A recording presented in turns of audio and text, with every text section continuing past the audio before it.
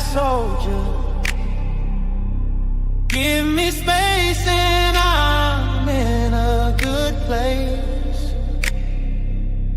Very serious, mysterious, mind makes right.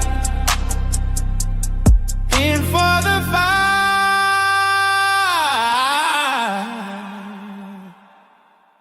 Starlight out on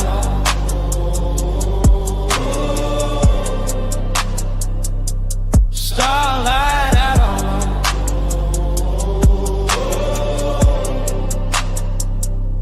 starlight outlaw, cosmic soldier. Give me space and I'm in a good place. Very serious, mysterious, mind makes right. In for the fight.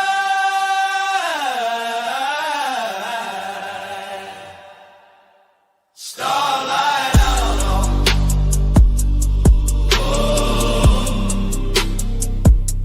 Starlight outlaw.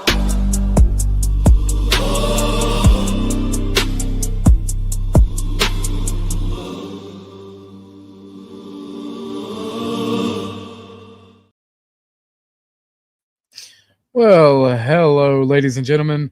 Welcome to Radio Free Whoville. How are you guys doing?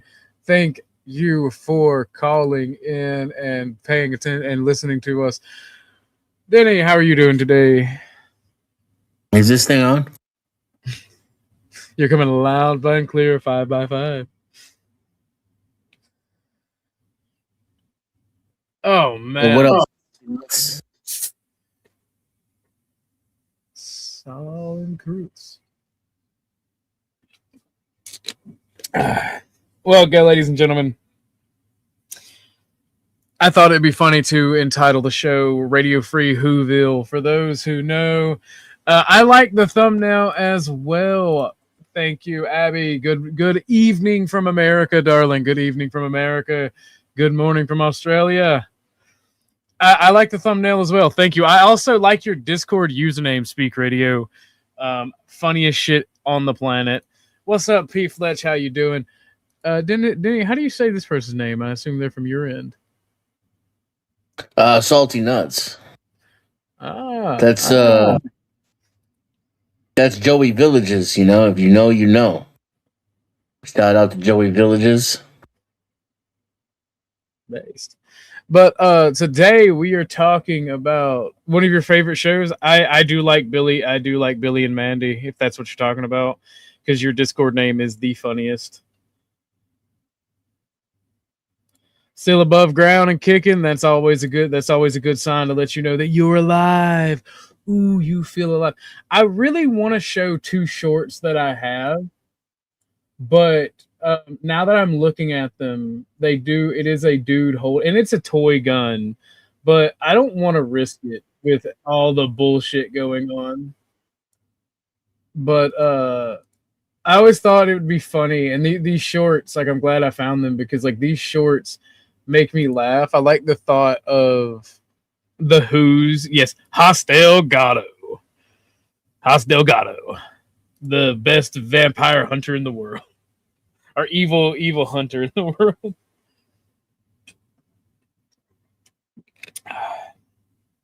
But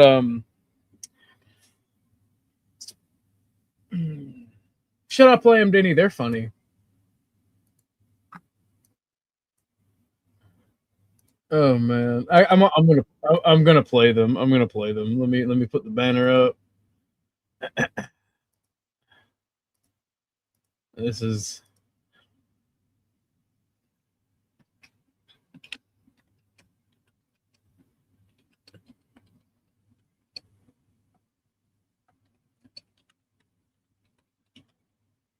There we go. This should be safe. This should make it safe. This is Guns, YouTube, and AI. This is not Guns on a Live, but a video. No one on stream is currently involved in what is being played. So let's watch this. I think these shorts are absolutely hilarious. and very Whoville is invading the Middle East. Whoville needs to do what's best for its security. That's why we're joining the United States and Israel, and we're getting involved. Iran having a nuke is the biggest threat to Doesn't even make Whoville. sense. What is Whoville like in a snowflake? All the more reason we're very exposed. Wouldn't the biggest threat to Whoville be climate change? Yeah, Like the snowflake would melt? I didn't realize I was talking to a cuck-faced Libby Tibby over here. Well, that sounds really hard. You probably think it's perfectly okay for a bunch of starbelly sneeches to compete in women's who sports. What's with the purple camo? Oh, yeah. Like, this is to disarm the enemy. Come in, we're juggling, playing the fluber, and then it's down the trees, die, you down. We're describing a war crime. That's a war crime. It's not a war crime. Technically, Whoville did not sign the Geneva Convention. What? That seems like an You oversight. cannot take our mustard gas away from us. You cannot take our mustard gas away from us. Oh Lord. And then there is a part 2. There is a part 2. And like I saw this, and this is what gave me the inspiration for the title stream on my end. Radio Free Whoville. Whoville is under occupation, ladies and gentlemen.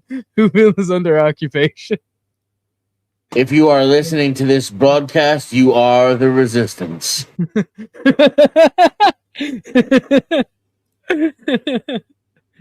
Where is that from? I've heard that before. Where is it from? I know Alex Jones says it, but where did it actually come from? I got it from Alex Jones. Other than that, I don't know. Didn't they say that? Didn't they say that in Wolverines? Yeah, I was gonna say it's so we both thought of the same movie at the same time, so maybe that is legit. I was gonna say maybe it was in New Dawn. Is that Red Dawn? Red Dawn? Yeah, Red Dawn. I don't know why I called it Wolverines. I like the first Red. I like the first Red Dawn, but I love the second Red Dawn. I don't know why I like the second one. I guess it's because I'm younger, and it appeals to me. It came out when I was a teenager, right? The second one did, but the more realistic one is the first one. If such a thing were to be realistic to begin with, you know. So. Speaking of, and you titled your half of the stream, The Empire Strikes Back. So there's one thing that I always talk about, and that's the Indian menace, right? And it pisses off a lot of people. But what people don't realize, in 2014, India set about a policy to use their diaspora to control the politics of other countries to favor India, and they modeled this off of APAC and off of the small hats, and it outright says it. So the original has a sequel titled Steel Dawn. Are you serious? Yo, Fletch, I'm gonna give you a wrench. You got to find me a link for this. You got to find me a link for it. You've got to find me a link for it. If it's a porn, I'm taking your wrench away, Fletch. If it's a porn parody, I'm taking your wrench away. If it's a porn, I'll give you a wrench on my channel.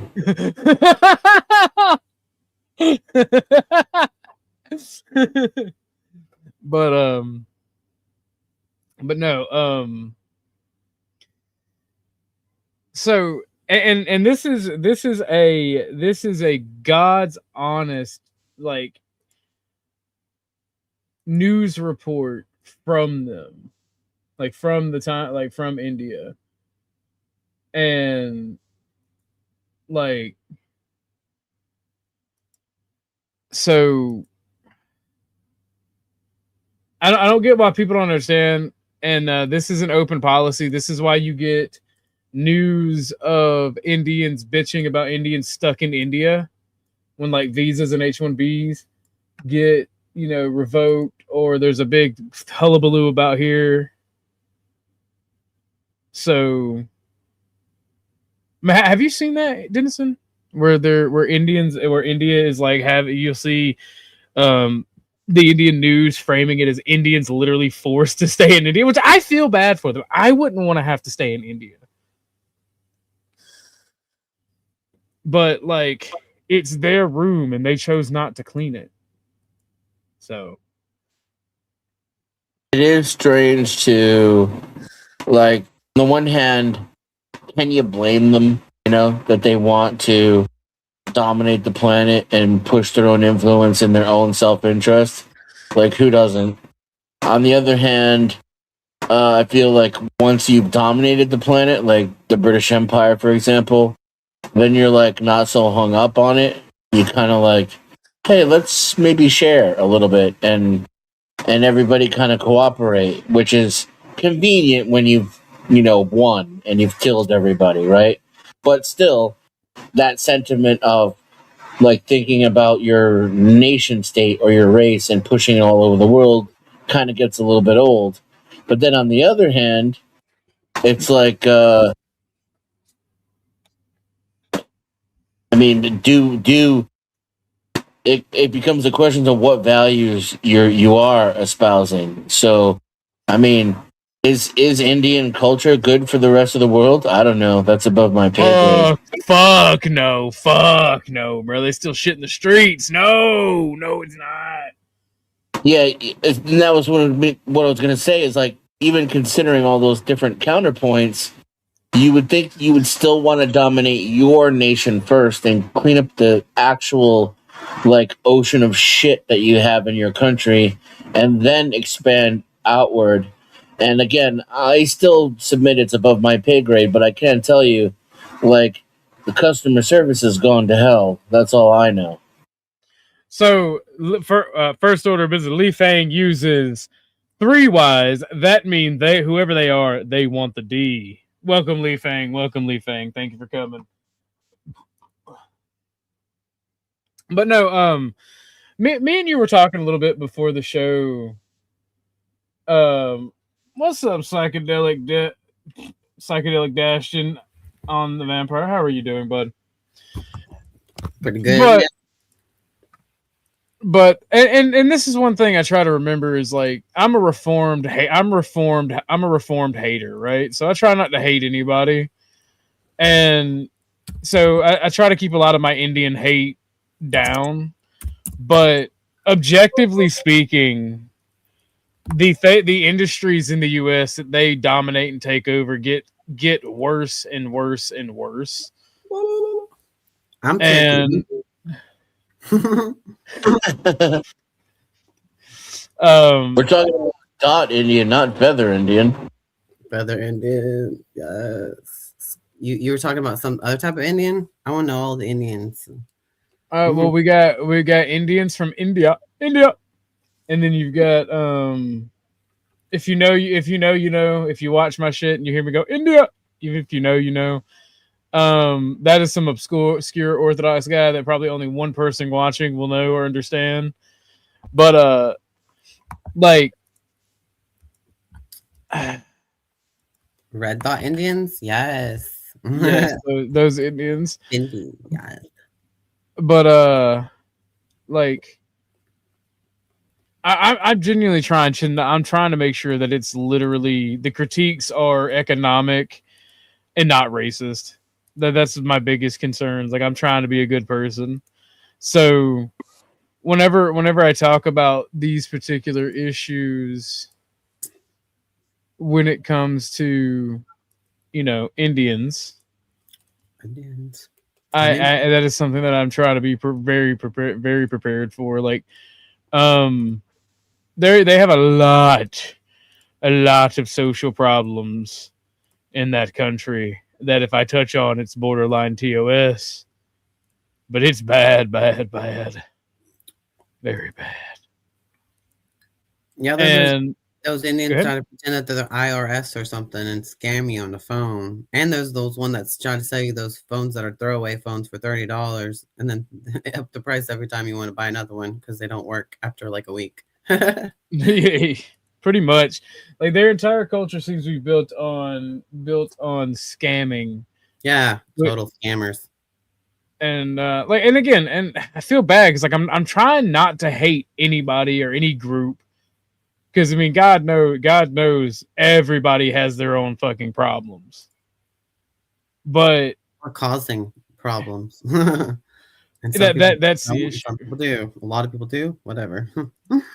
Well, that's actually the issue, is they seem to cause a lot of fucking issues. Hmm. And I mean, like, They've got scammer catchers too out there. We could all working as a team, bunch of people at the call place center to catch the scammers and the hackers. Yeah, that's on YouTube stuff. It's cool.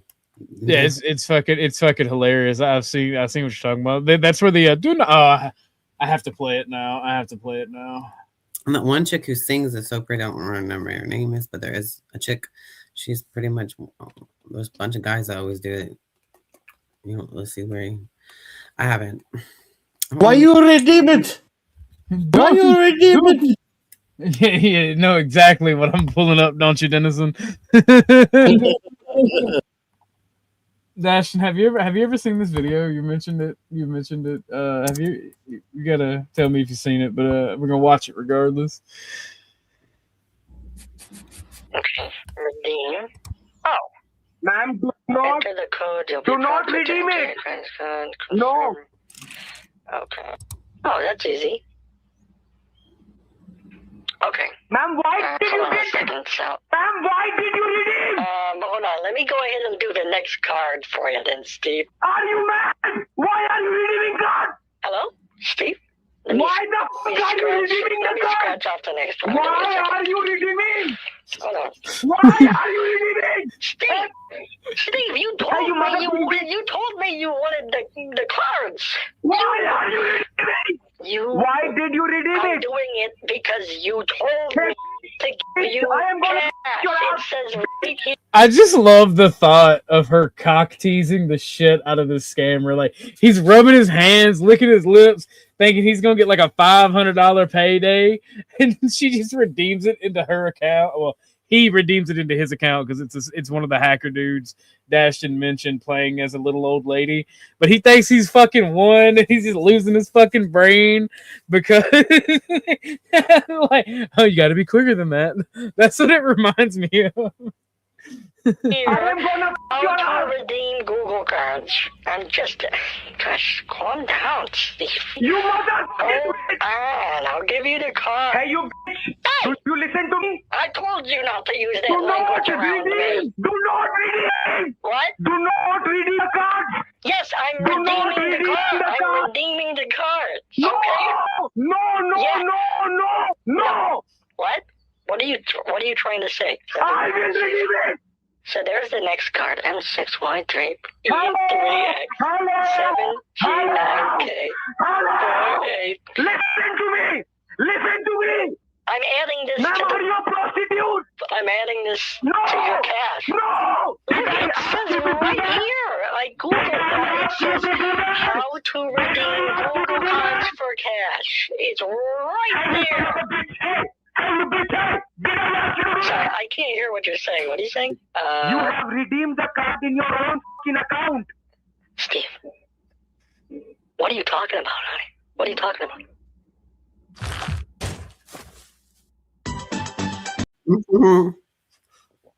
Fun. I love the thought of that, man. That shit makes me laugh. Why does this guy look like El Perro? That's crazy. Vibe, you should come on panel. But me and Dennison had a good point on the take of India. If you wanna rehash that, Dennison. Yeah, which point are we referring to? Oh, you mean about corporate America? Yes, what you had told me, and then I'll repeat what I had thought about it. Yeah, so I see a lot of pushback among American employees, not quite happy with the deal that they're getting. And I see a lot of that sentiment in the younger generations as well. They're coming out of college and moving out of the house and having to, work 12 hours a day and not even be able to afford rent and food. And they're like, but I thought we were the richest, greatest country on the face of the planet. And in some ways, I think the COVID experiment kind of blew up in corporate America's face too, because a lot of people got sent home, and a lot of them had to do without, a lot of dual incomes went to single incomes, and a lot of, full-time incomes went to part-time incomes, and people realized they rather stay home and be with their friends and family than have extra money for things that they don't really need. And they kind of realized what a scam work was and how it's not all it's cracked up to be, to spend your entire life in a cubicle. And a lot of people just didn't go back to work, or they started their own business, or they started, homeschooling their kids while their spouse went out and earned the money. In other words, they found other solutions. And then even the ones who went back, a lot of them went back with a lot of resentment and less of a spirit of a cooperation, or to be willing to be taken advantage of. And it got to the point where we have some of these, ultranational CEOs coming right out and saying publicly, we're tired of your shit. You're getting a little too uppity. You need to be reminded that, you need us more than we need you. And we're going to show you who's boss. And we're not going to pay you more. And we're not going to give you more benefits. And we're not going to give you better working conditions. In fact, we're going to double down and triple down on being even worse. And let's see who can hold out longer. And it occurred to me, if the American public were to rebel against that, the corporations would simply replace us with the third world. And that would teach the American worker a lesson on two fronts. First, it would show them that they're not needed and that they're replaceable. And second, it would replace their current standard of living with whatever standard of living is imported by whatever workforce they choose to import. And it looks like, that's going to be India from where everything's pointing. India is the future of the global economy right now. That, sort of what will be replaced by automation. And we all know robots don't need a standard of living and they don't require health care. So we'll see how that works out in our favor as well. Well, and I don't disagree at all with what you're saying, except for the potential outcome, right? Because the Indian workforce is a fucking scam, right? They've been caught lying, they've been caught producing, and the only reason it has any momentum today is the nepotism of the Indian community outside of India. And that is something that we're gonna see, because it takes a lot of time to stop something that has already begun happening, right? There's a lot of momentum in place. There's a lot of CEOs that have earned their spot that are Indian, and the nepotism is going to happen for a short time.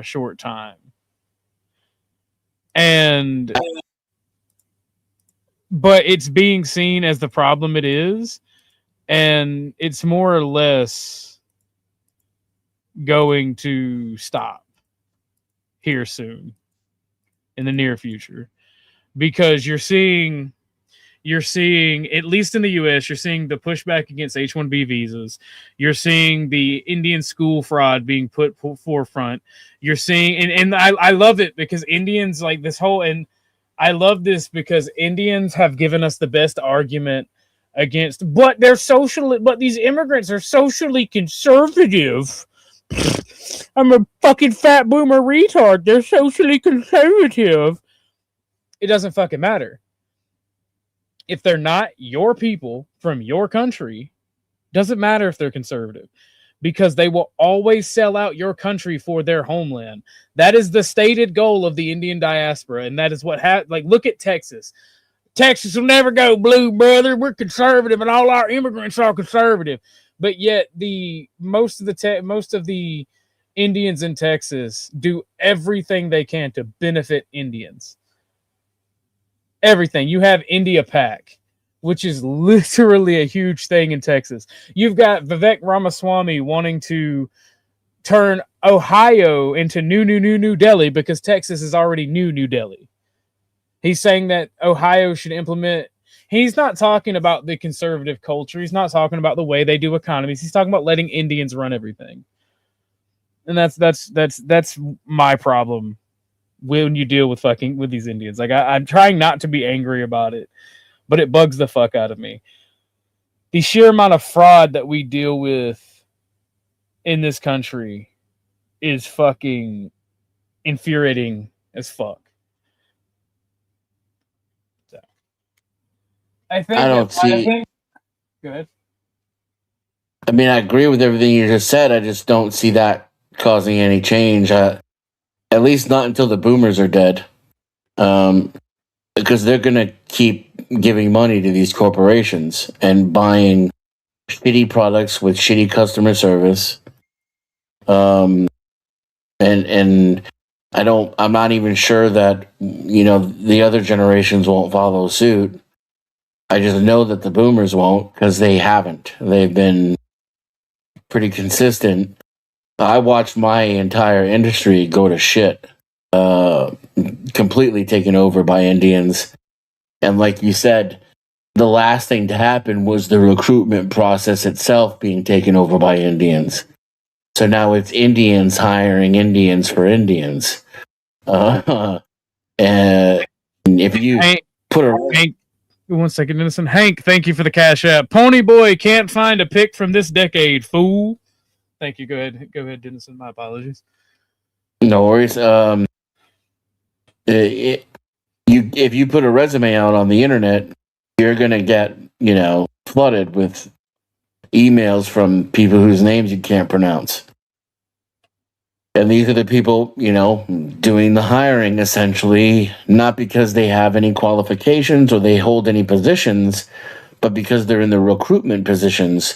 So they're the gatekeepers between you and the people who need to see your resume.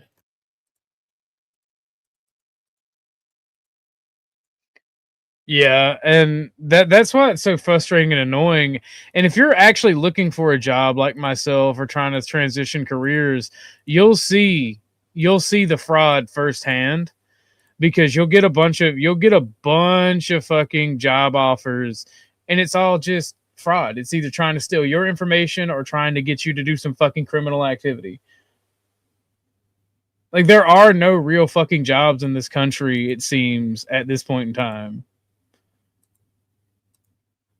Like, it's annoying as fuck. It's gay.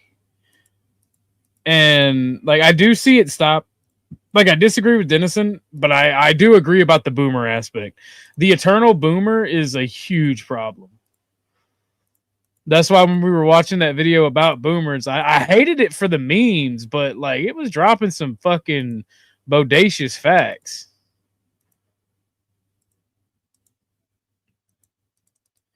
It was kind of crazy. That's okay. Americans seem to be happy with less. They're complaining, but they're going along with it. Well, Americans can. You can't bitch about what you get, right? When you beg for it, you fight for it, you literally threaten the use of violence if you don't get it. So, like, here's my biggest thing, and this is everything in the new right can be summed up with don't be fucking retarded, right? You can't want unlimited infinity. I usually say the N-word here. I don't know what to say. You can't get infinity non-American pouring through the borders and have workers' protection and have good wages and have social welfare. You can only have those things if you have closed borders. You can't have cheap goods and a good working environment. You have to choose one or the other. And when I say good working environment, I mean good workers' conditions, good pay, this sort of thing. You can't have free trade and trade with countries that use slave labor.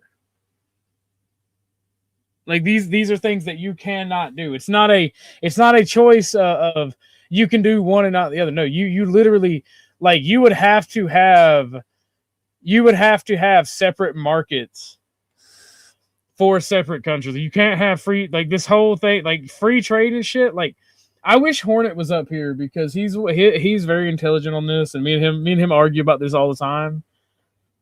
And I bounce off of people, so me explaining it just on my own may not be the easiest or best solution. But you cannot trade with a power that, one, has lower wages than your country, two, uses what amounts to forced labor, and three, subsidizes its economy when you're believing in laissez-faire capitalism. It just doesn't work. Well, we're not even getting the cheap prices anymore. We're paying more than we're subsidizing everybody else's cheaper prices and better quality.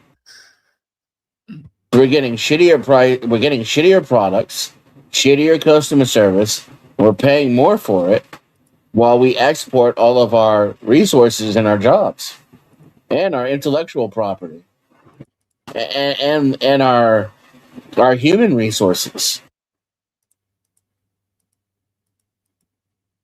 I mean, it seems to me like I'm pretty much done with the workforce. You know, I consider myself semi-retired to fully retired, and I have no plans to be employed for the rest of my life. You know, if I had to, I would, but I would probably, you know, try to become a janitor or work at McDonald's, try to do something where it's menial and entry level, so I could stay away from the politics and the scams. But that being said, you know, this isn't my fight anymore, so to speak. But I imagine that if I were a younger man and I were trying to, you know, climb the corporate ladder, I'd probably consider going somewhere else. I would probably leave the United States and try to go somewhere where my talent would be more appreciated, and where I wouldn't have to compete with the third world. Granted, in my particular field, while it was frustrating and it was disheartening and kind of a pain in the ass to deal with people who can't speak English and don't share your values or your work ethic, I had a skill set that placed me out of that competition. I didn't have trouble getting work. In fact, the Indians try to run me down for contract labor because, my particular skill set was very valuable in the service sector of the IT industry. So I didn't have any trouble getting work or competing, and plus, I actually know what I'm doing. I'm not, some Indian immigrant with barely any education and no experience pretending like I know what I'm doing. And so all these things were advantages. But at the end of the day, I'm still competing with 4 or 5 people trying to do my one job for a fraction of what I'm doing it for. And I can't imagine what it would be like for someone new who didn't have the experience that I had. Like, in other words, me starting out again today from scratch. I can't see how it would work. I probably would be looking to countries in Eastern Europe to emigrate to, honestly, because I'm going to go somewhere where, I'm most appreciated. And in America, if you're an American, you're not the most appreciated. These immigrants are far more valuable to our government and our society, and seem to even get special protections under our laws. They're essentially telling us, if you're born here or your family's been here for a while, we don't need you anymore. You're too expensive. You're too entitled. And you have a shitty work ethic and a bad attitude. And you're lazy, and we don't want to deal with you.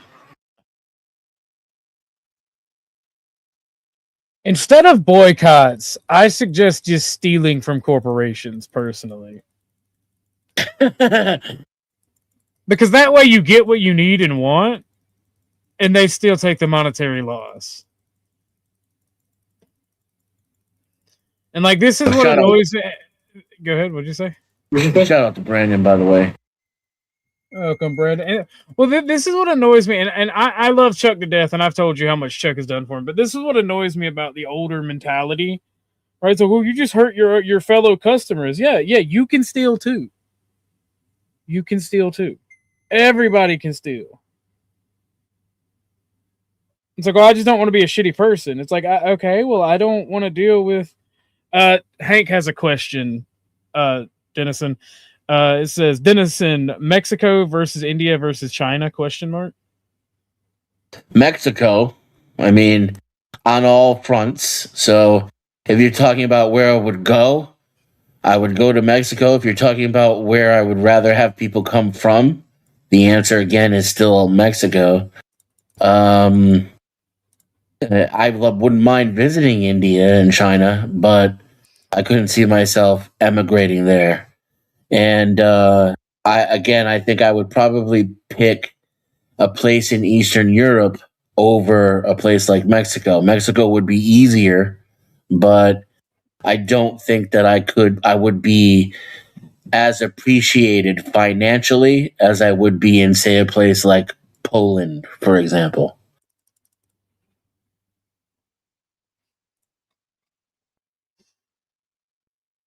Well, my escape the immigrants, become the immigrant. I'm saying. I mean, like in other countries, and this is what makes me mad. In other countries, they actually get fucking mad and do something about like Mexico, right? They're trying they were having problems with expats living in Mexico City for the longest. Like, they were bitching about the same things we're bitching at, except for their government allows them to commit violence against American expats. Like, their government allows it, and even sometimes encourages it. So it's annoying as fuck. Like, in America, we're expected to have some level of decorum, some type of we're better than you attitude when it comes to having to deal with just giving the world everything. Like, have you noticed that? Or am I just going crazy? Say that again. So I feel like there's a hypocritical stance for America and Americans. Like, we're expected to be okay and just give the world everything, and they can treat us very differently. Yeah, and we don't expect anything in return. Yeah. We get pushback whenever we stand up for ourselves. Yeah, it's almost like fuck them, at this point. Like, there's very few allies that I actually think are allies in this world for America. Correct. And that would be Australia and fucking South Korea. Right? They're the only people that I really see as our allies. I think the UK has it back when it counts.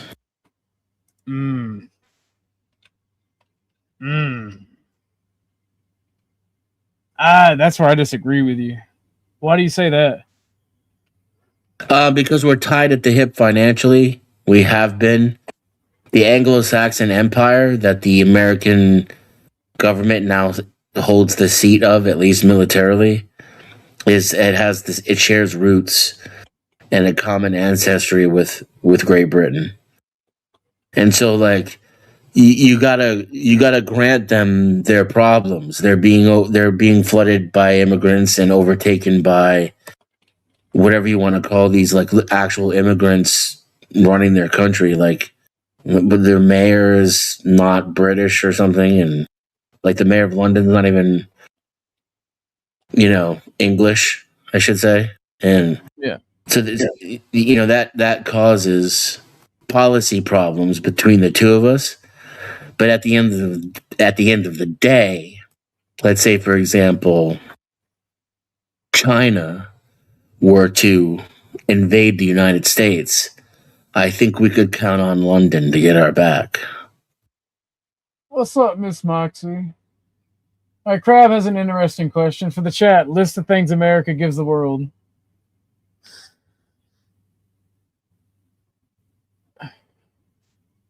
The silence. Security.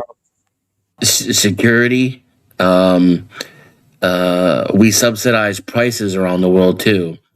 With our research, our technology, our innovation, we actually provide the products that the world runs on, but we also spend the most money investing in it so that the costs go down for other countries, and we also spend more per product so that prices can be more affordable around the rest of the world. And America at its best also,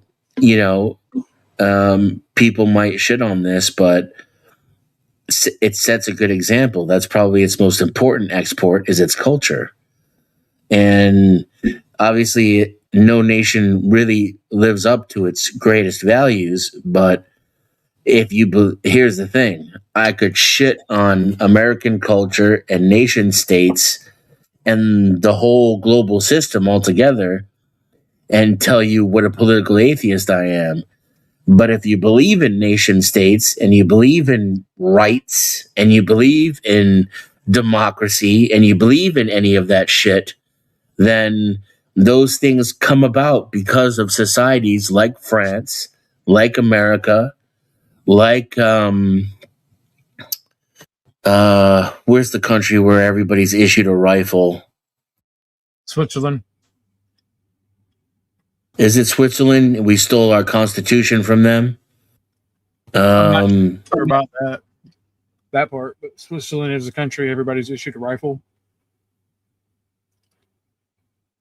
Yeah, we base our constitution off of a few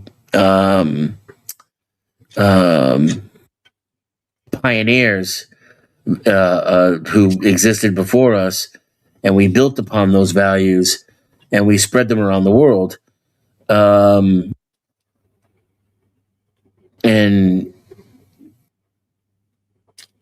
so things you create, you can sell as the gift.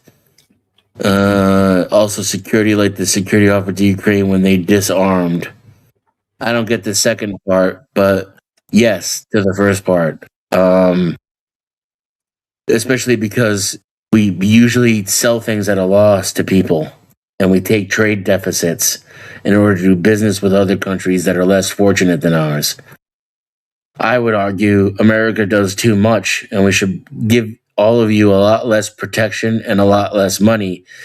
It's that attitude right there is exactly why we need an era of what Trump ran his mouth to do, but I don't see him actually doing, which is America first, because America has some serious problems it needs to deal with, and we really should withdraw from the world stage, in my opinion, for a good 8 to 16 years, so that the rest of y'all motherfuckers can see exactly what it's like when we're not there to protect your ass and pay for all your shit.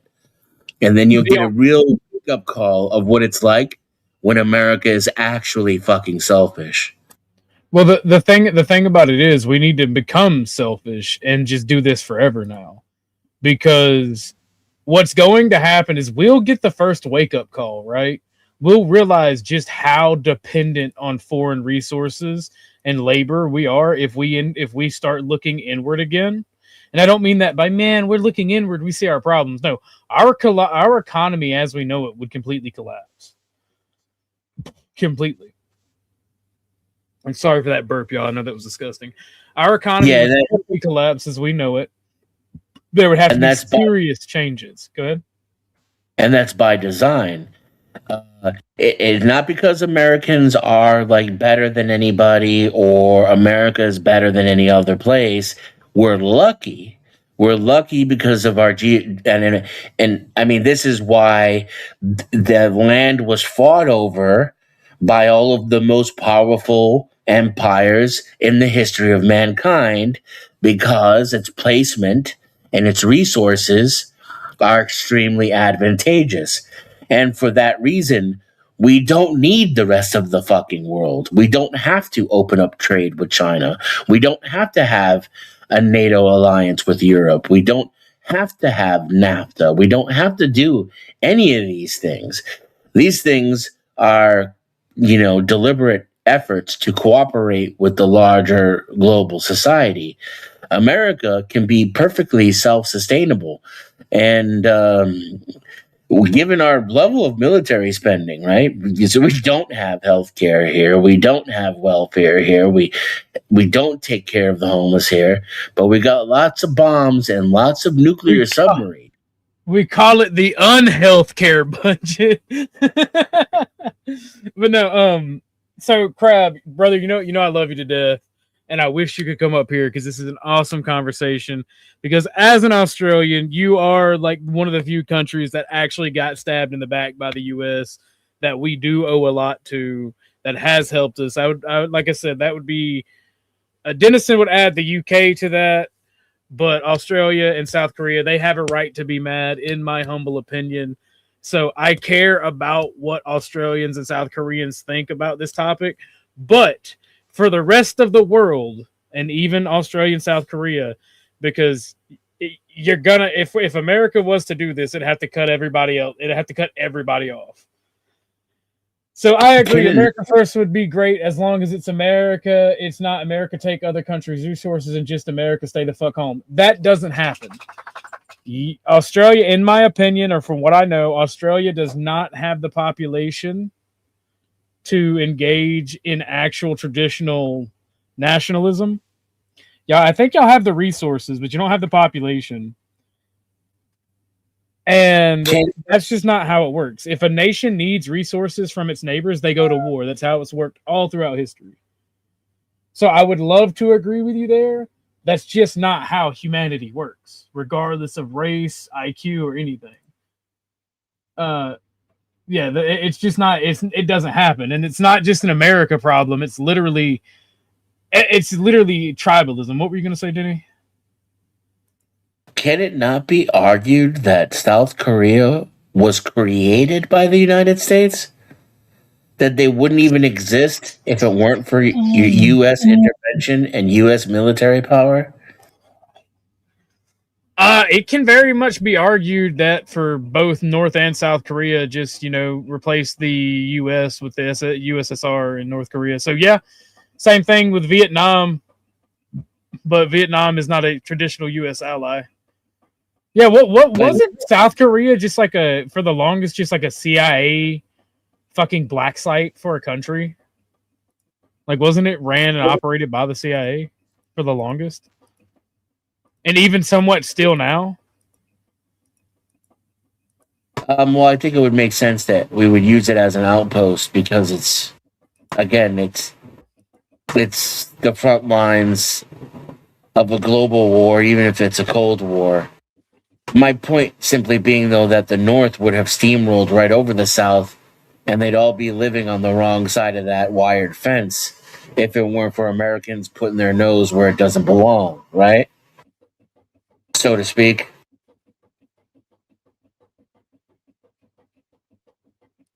Yeah, but rude. This is my point to you and Hornet whenever we talk about this, right? Whenever we talk politics and trade.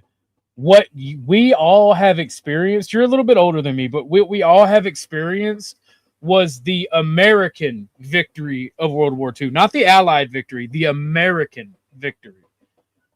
Right? We're seeing unprecedented like world peace and prosperity because of the systems and our economic systems the U.S. put in place. Now that the world is becoming a multipolar world again, these things don't exist. And your country is like its own continent. So it's going to be massive. It's going to have resources under the ground.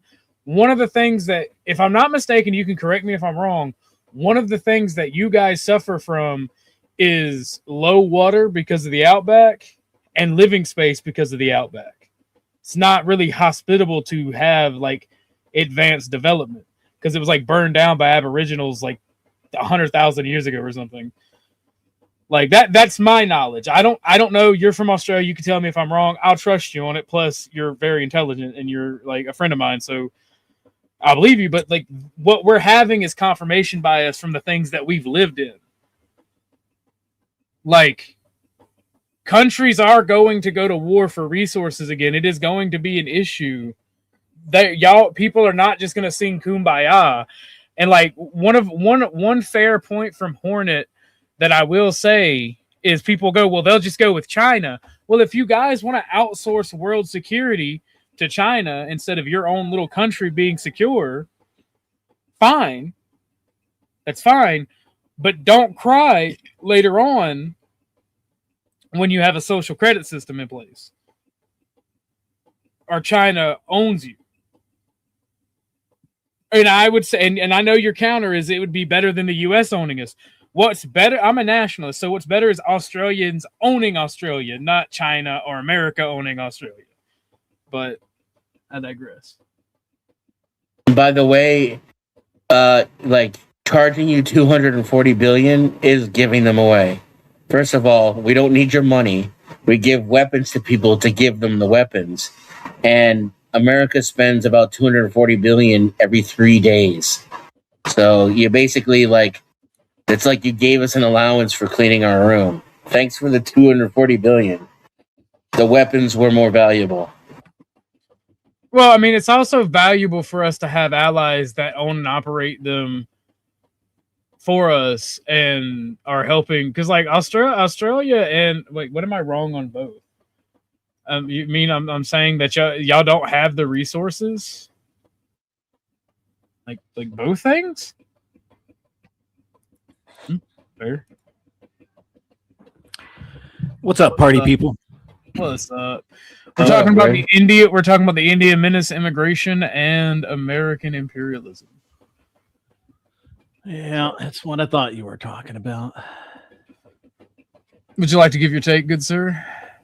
Oh, I mean, you know me, man. I'm an isolationist. I mean, other than trade and other than trade, I don't think we need to do jack shit for other countries. You know. Okay, water and room. Well, crab. Okay. Y'all are. Australia is pretty fucking big. I mean, it seems small, but it's actually really big. And you know, I don't think Australia is an underdog at all. I think that if they ever get their politicians under control and really start, getting their shit together and becoming a cohesive country, they're a superpower in the making, to be honest. They have oil, they have gold, they have silver, they have all of the things. They don't have the population. That's the issue. What's their population? Well, hold on. North Korea doesn't have either. I mean, that's irrelevant. The population 30 million. It's like 1/12 of our population. Yeah. Well, I mean, in order to be a superpower, in order to affect change on the global stage, you do have to have a population. You do have to have population because you have to have that raw manpower. Well, I mean, tell that to England. I wasn't going to say that, OG, man. England almost has 100 million people in it. Like, I don't know. Like, yes, if you 100 million compared to billions. Well, that's the thing, right? It like you still have to have that population basis in your country. Now, if you have a technological boom that makes you more efficient and more able to cut down like 1,000 Zulus to one Englishmen, yeah, that's better, but you still have to have the basis population to fill certain roles in economic fields to get there.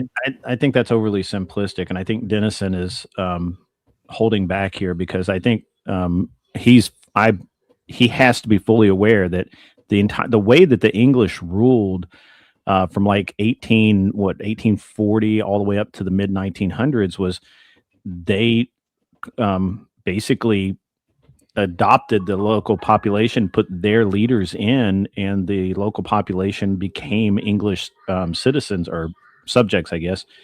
And therefore, this little tiny island country that most of their subjects had never seen ruled half the world. I mean, and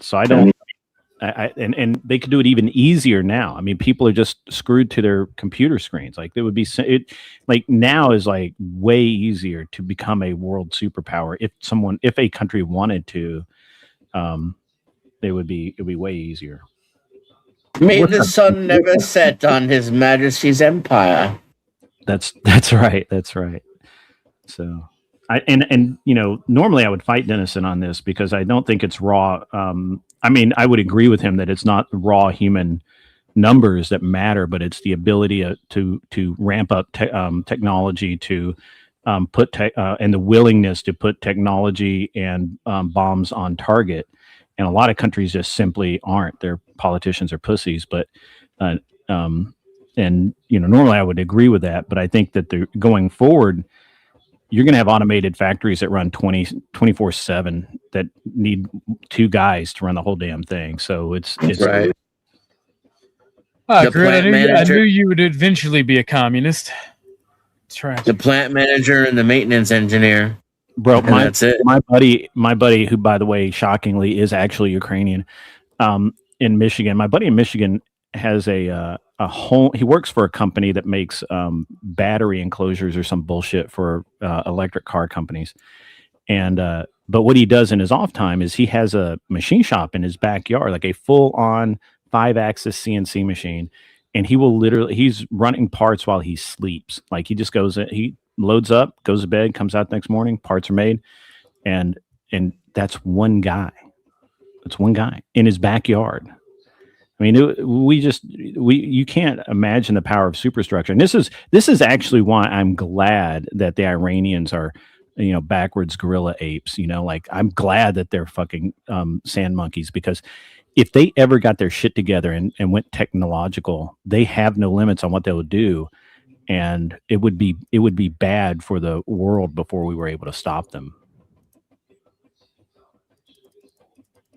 Well, that's the thing, right? I'm sorry, did I get too dark there? I'm sorry. No, not at all. That not at all. That was the perfect amount of dark. Wrong meeting. Sorry. That was for the meeting down at the docks. Forgot where I was for a moment. What up, OG Double G? What's up, Spin City? Bye. What's let up, me get a face cam, sir. Let me get a face cam. How about now? All right. Thank you, Vibe. It's Vibe, the man, the myth, the legend. Oh, this fucking guy. Wrong meeting, Grid. Wrong meeting. I'm just gonna say wrong. I have to say wrong meeting. Wrong. Grid. I sent you the memo. Got the dates mixed up. Yeah. Wrong meeting. Wrong meeting. But I mean, I get where y'all are coming from. But there's a certain level of population that you have to be able to pull from that human talent. I think you're looking too far backwards, man. I mean, one guy with a nuke holds an entire country hostage. One guy. Yeah, but the thing about it is, man, like eventually paradigm shifts change. Things happen to an economy. Sure. You can't be so forward thinking you think like a Neanderthal, right? Because there is some dogma to thinking forward completely. The whole system that we have collapses if there are not continuous increases in population. And it also collapses if you rely on immigration to fill that continued population increase. In order for capitalism to exist, there has to be motherfuckers to buy shit. And what we're doing with all this automation is we're kneecapping the motherfuckers to buy shit. Nah. I disagree again, man. I'm going to say that the more the automation, the lower the price on the articles, and also the more people are needed to maintain those machines, to do things that machines themselves can't do yet. And it's just like it's just like the guy at Nissan down here who used to put rear ends under trucks, and now they have a machine that does it, but he doesn't operate the machine. He doesn't lift rear ends all day or any of that anymore. He goes and fixes the machine when it breaks. And he has his life's never been easier. He's never been paid more, and he's never had it so good in his entire life. And this is what technology actually does for people. I'm not afraid. I'm not. No. That guy may fix it, but the dudes who worked on that line with him, like 6 of the 7 people that worked on that line, no longer have a job. Yeah. So, and I'm not afraid. I'm not afraid of technology. I went to college for electrical engineer. Granted, I didn't graduate. I love technology. I see its importance, and if that's how the technology and automation worked, if it augmented human ability, I'd be fine with it. But what you're seeing is the wealthy people in the upper class benefit from it, so they defend it with their life until they don't. And I don't think I've benefited from it. I mean, I have a question for you guys. Grid and Orthodox guy. I think perfect opportunity for Grid and Ortho here. So, I mean, Grid and I kind of come from the same background in that, like, we worked hard to get what we got. And, like, I think that we both see that when automation makes sense, that we bring it in. It's coming in quicker than it ever could. Now, you were actually discussing, like, the population decrease. I don't know if that's necessarily a bad thing, because what Grid was pointing to is there's this guy, right? And now he's making more money maintaining the machines than when he was doing it himself. However, there were 6 people that were replaced, and now he is making the money to maintain the 6 machines that are replace the 6 people. There is a replacement factor that's happening right now. And me, in my field, I'm seeing it. Like, I'm trying to, like, figure out which boomer industry to invest in. That's like, I don't have to replace everything with AI. AI robots scrubbing, like, at the car washes and doing that stuff, right? The replacement factor is becoming really realistic. And so my real question to everybody is kind of like, maybe we should let the population decrease as the job capability for everybody to have a job, if we keep on increasing it, is going to go away. Because otherwise, we just got a lot of lazy sloths out there that are taking advantage of the technology that, like, all of us built. Well, there's a good argument to be made here for that. The idea that the population decreasing is a bad thing, it really only hurts the liberals and the leftists and the people who don't want to have families, who don't want to have to invest in themselves and move and get better and move forward, and they want all of this communist garbage. And so those guys get hurt because the machines replace them. Whereas the people who work hard, who actually work hard, who actually put in the time, who learn, who excel, and who want families and live good lives, for the most part, are going to excel and be around long after. All the lazy people will hopefully go away, and the good people will stay. And I don't have a problem with that. And especially since, a lot of the anti-Christian people, a lot of the naysayers, Yeah, that's you, Trippy. I mean, yeah, that's me. a lot of these degenerates aren't breeding at all. And when they are, they're giving up their children to other people like me. And so they're gone. Like their entire, we could see an entire reversal of opinion, and not unlike another event. Noah's Ark, the flood. Look, the real question is do we need to be at replacement value with the way, like, there was a time when we needed to replace humanity to continue maintaining everything. Are we getting at that crux where we don't actually need the replacement facility of humanity? Vibe, I want to say something on something you said. Whoa. Hold on. Let me jump in here. I'm all for this because I believe in eugenics. But the problems that you got, the issue with you guys is this is uncontrolled eugenics. You're not tested. You're not doing it for because you're taking out the complete bullshit that is the corporate and American system. You know, this is how Skynet started, guys. Well, no. Just because somebody's rich doesn't mean they are good. They have good genes or anything like that. Like that does not mean the case. How does it play out, right? And I'm actually only asking the question. I'm not saying this is something I'm for. I'm just asking the question. Like, if all of a sudden we start replacing jobs and we don't have enough jobs to give people, and we continue our growth pattern, what do we do with those people? And then the only solution to that I can think of, and I'm just throwing this out there, would be socialism, like universal wages. Where do we go with that? There's going to be a point where the people who are suffering under the system that are actually valued genetically, i.e., they're smart or they're strong. They're going to fight against a lot of the incompetent wealthy people. There are a lot of incompetent wealthy people out there who just inherit their will. This is easy. It's right? easy. It's easy to make money if you already have money. You're arguing rich and poor, and I'm arguing and I can see where there's a symmetry between the two, because the rich would probably be in control of all the things that are manufacturing things. But my point really doesn't have anything to do with rich or poor.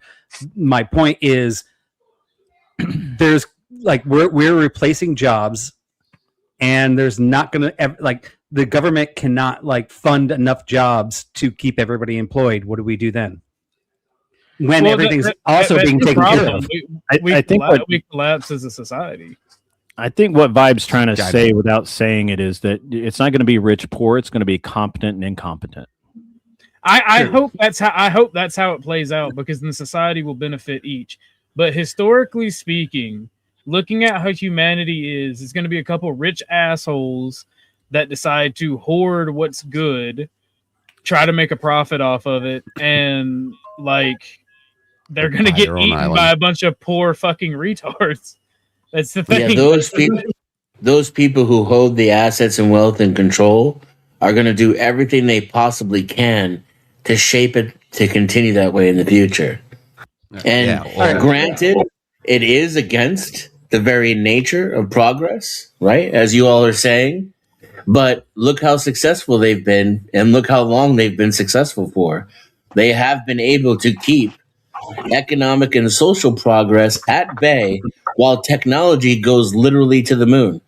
And they still sit at the head of everything, and their retarded inbred children who are nuts and retarded still run all of the corporations that run this world. All right, but still, let's keep it really simple, right? So we've got a McDonald's worker. Now, my son, when he was 16, applied at McDonald's, and he got a job. At the time, he was still taking orders, but now they've got the mobile app, they've got the screen touch, right? If you actually walk into any McDonald's today, it's hard to get somebody to come up to the counter, right? Because the only thing that is not computerized at the moment is still the person putting the fries in the machine.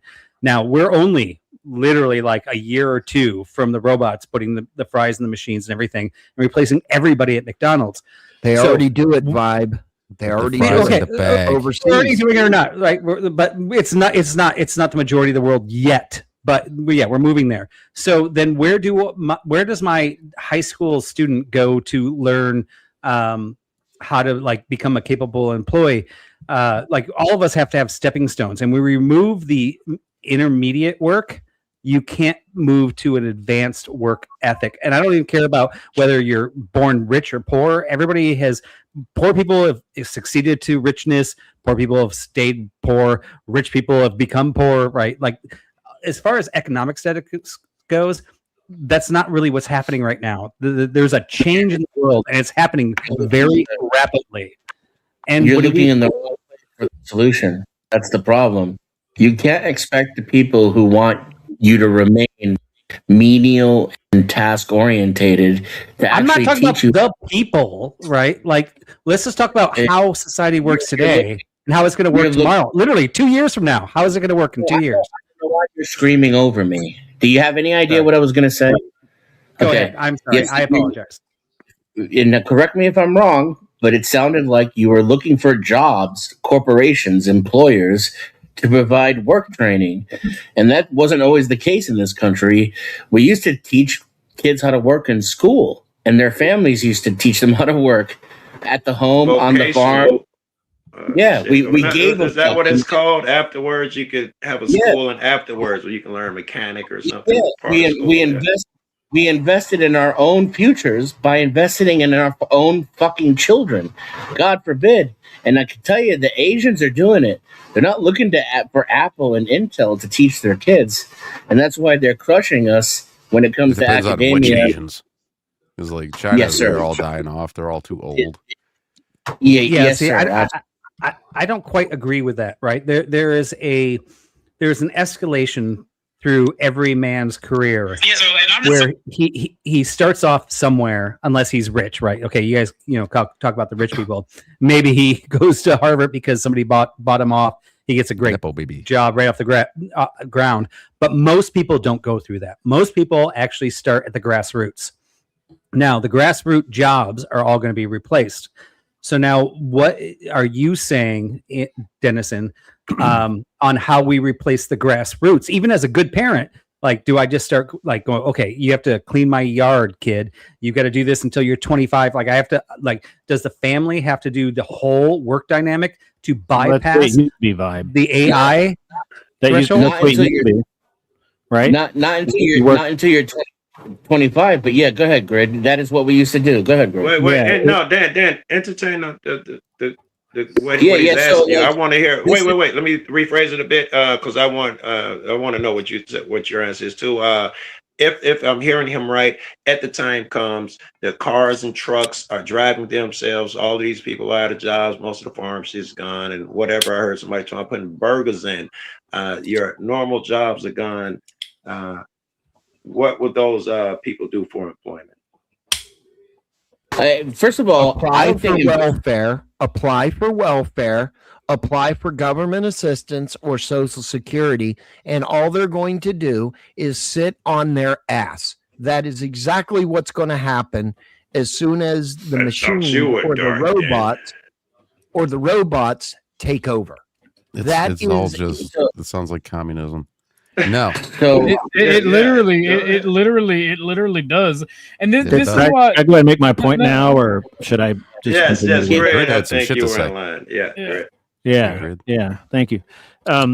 So to answer Vibe's question, what do we do for beginner jobs? Well, we'll do what we always did, which is that people will learn them in the home, and their parents will either be competent and teach them how to work and have a good work ethic and how to interact with people, or they won't.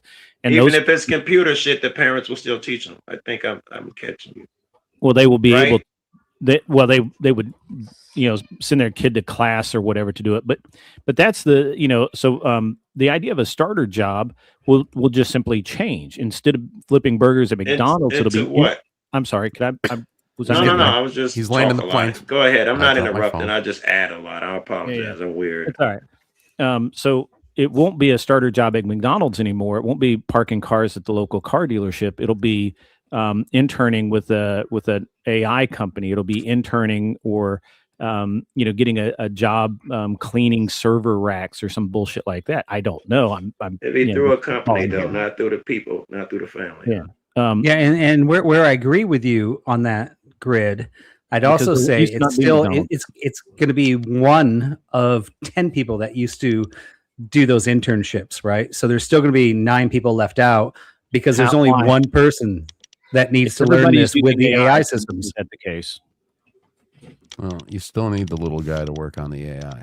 I mean, this is the thing is that this is the kind of thing that every single evolution we have, people say the same exact thing. If McDonald's comes in, what happens to all the little burger places? Well, you know what happened is the people went to work for McDonald's, and the bigger burger places came in, and they still hire. And what you know what? You gotta admit, Greg, there were more and more jobs. There were more and more jobs, and we've gotten very comfortable with that, right? And Greg, go ahead. I'm sorry. Thank you. You got to admit, though, it was easy to transition into these physical things that you saw everybody do. truck No, I driving. You think drove everything with is your easy in dad. hindsight. McDonald's. You've been watching McDonald's. Those things are easy to No, transition into. I disagree. I think If everything's easy in hindsight. I remember when I was young. wait, let me make the distinction first. Okay, go ahead. If all of that's removed and everything is tech, that seems like a rougher introduction to just teaching your kid to learn to drug or work at the butcher shop or learn a truck driving job.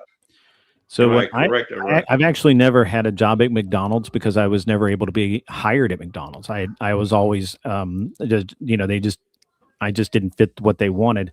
And it's interesting because when I was growing up back in the 80s and everybody was like, oh yeah, your first job is going to be at McDonald's or Hardee's or somewhere like that. I never got that job. My first job was to be honest with you, was as a busboy at Cracker Barrel.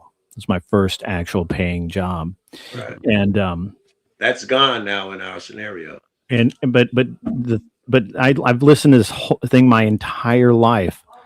Where every evolution, every innovation, you said that, pimp. You said that. Be more specific. I'm sorry, but that was the last thing you said. Where is the technology? I know that people cry this all the time, but we haven't had AI where I can talk to a thing and 3D make the shit in my crib. This is new. Nigga can make anything in his house now if he fucking knows how. Computer parts, car parts. My neighbor used to have a wood shop. He made furniture in his backyard. Where's the difference? Who taught him? No, this is definitely different. That's the difference. I'm assuming his dad or some other people. Okay, he didn't go to a company to learn how to make wood in his backyard, which is what you're saying people will do now. This is where it gets into the communistic aspect, right? Because there really is no different. Grid's right. There is no difference. Yep. Explain it why. Because if you don't want to adapt and learn how to use the AI, that's on you. There are people out there like Trippy and Jamie who know a shit ton about AI, who could probably hook up a lathe to it and make furniture. All right. Again, that guy, that just because somebody's family taught them something doesn't mean that guy it will be a benefit. It doesn't mean it has a benefit over you. It's just you haven't gone to do it. And I want to agree with you, Joe. I want to agree with you, but I'm agreeing with you now. I'm agreeing with you now. That introduction will, yes, hey, flip flop. That introduction will come naturally for the newer people. It would do the technology would be in front of them on TikTok. They'll learn through that way. They'll learn it that way. Yeah. I would say that ultimately we do adjust with technology. I agree with that. And it always balances itself out. However, I think this is going to be a much different balance than any of the balances we've ever seen before. I do not agree that it's like, like when robots started manufacturing cars on the auto line, right. We're like, okay, we adjust it, right?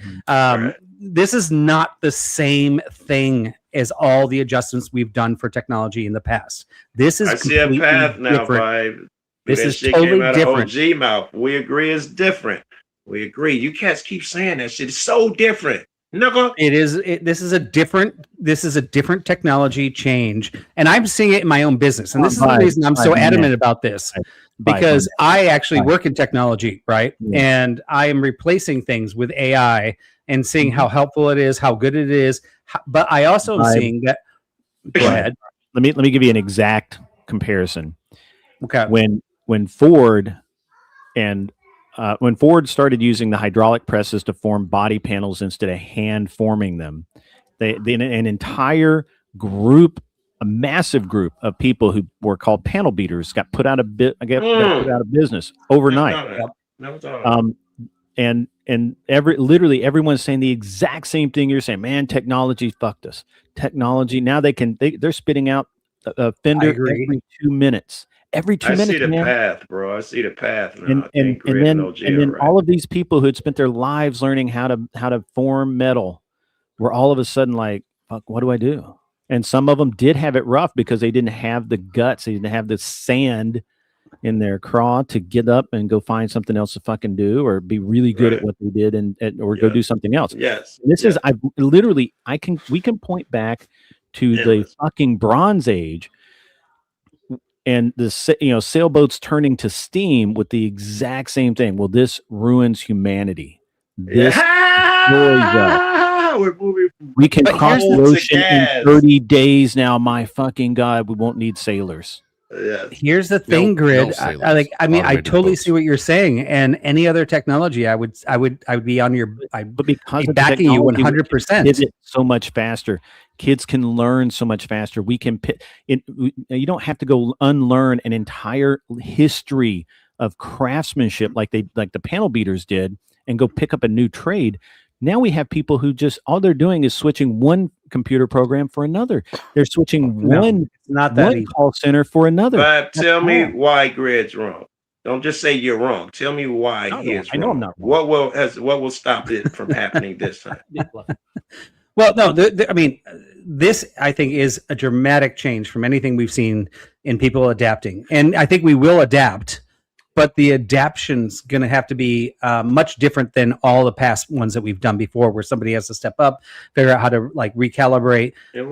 This is going to be a stepping out of the work community and trying to figure out how we place them into the community, do something better. Are you sure? Because the kids at 3 years old can use phones now. By the time they're 15, they know these avenues now. They're not. It ain't like my old ass trying to learn new skills. These people will be adept in their language. Older than you, Joe. I'm learning it. Well, I mean, the big thing we're seeing right now, like Adobe Photoshop was Adobe is a huge company.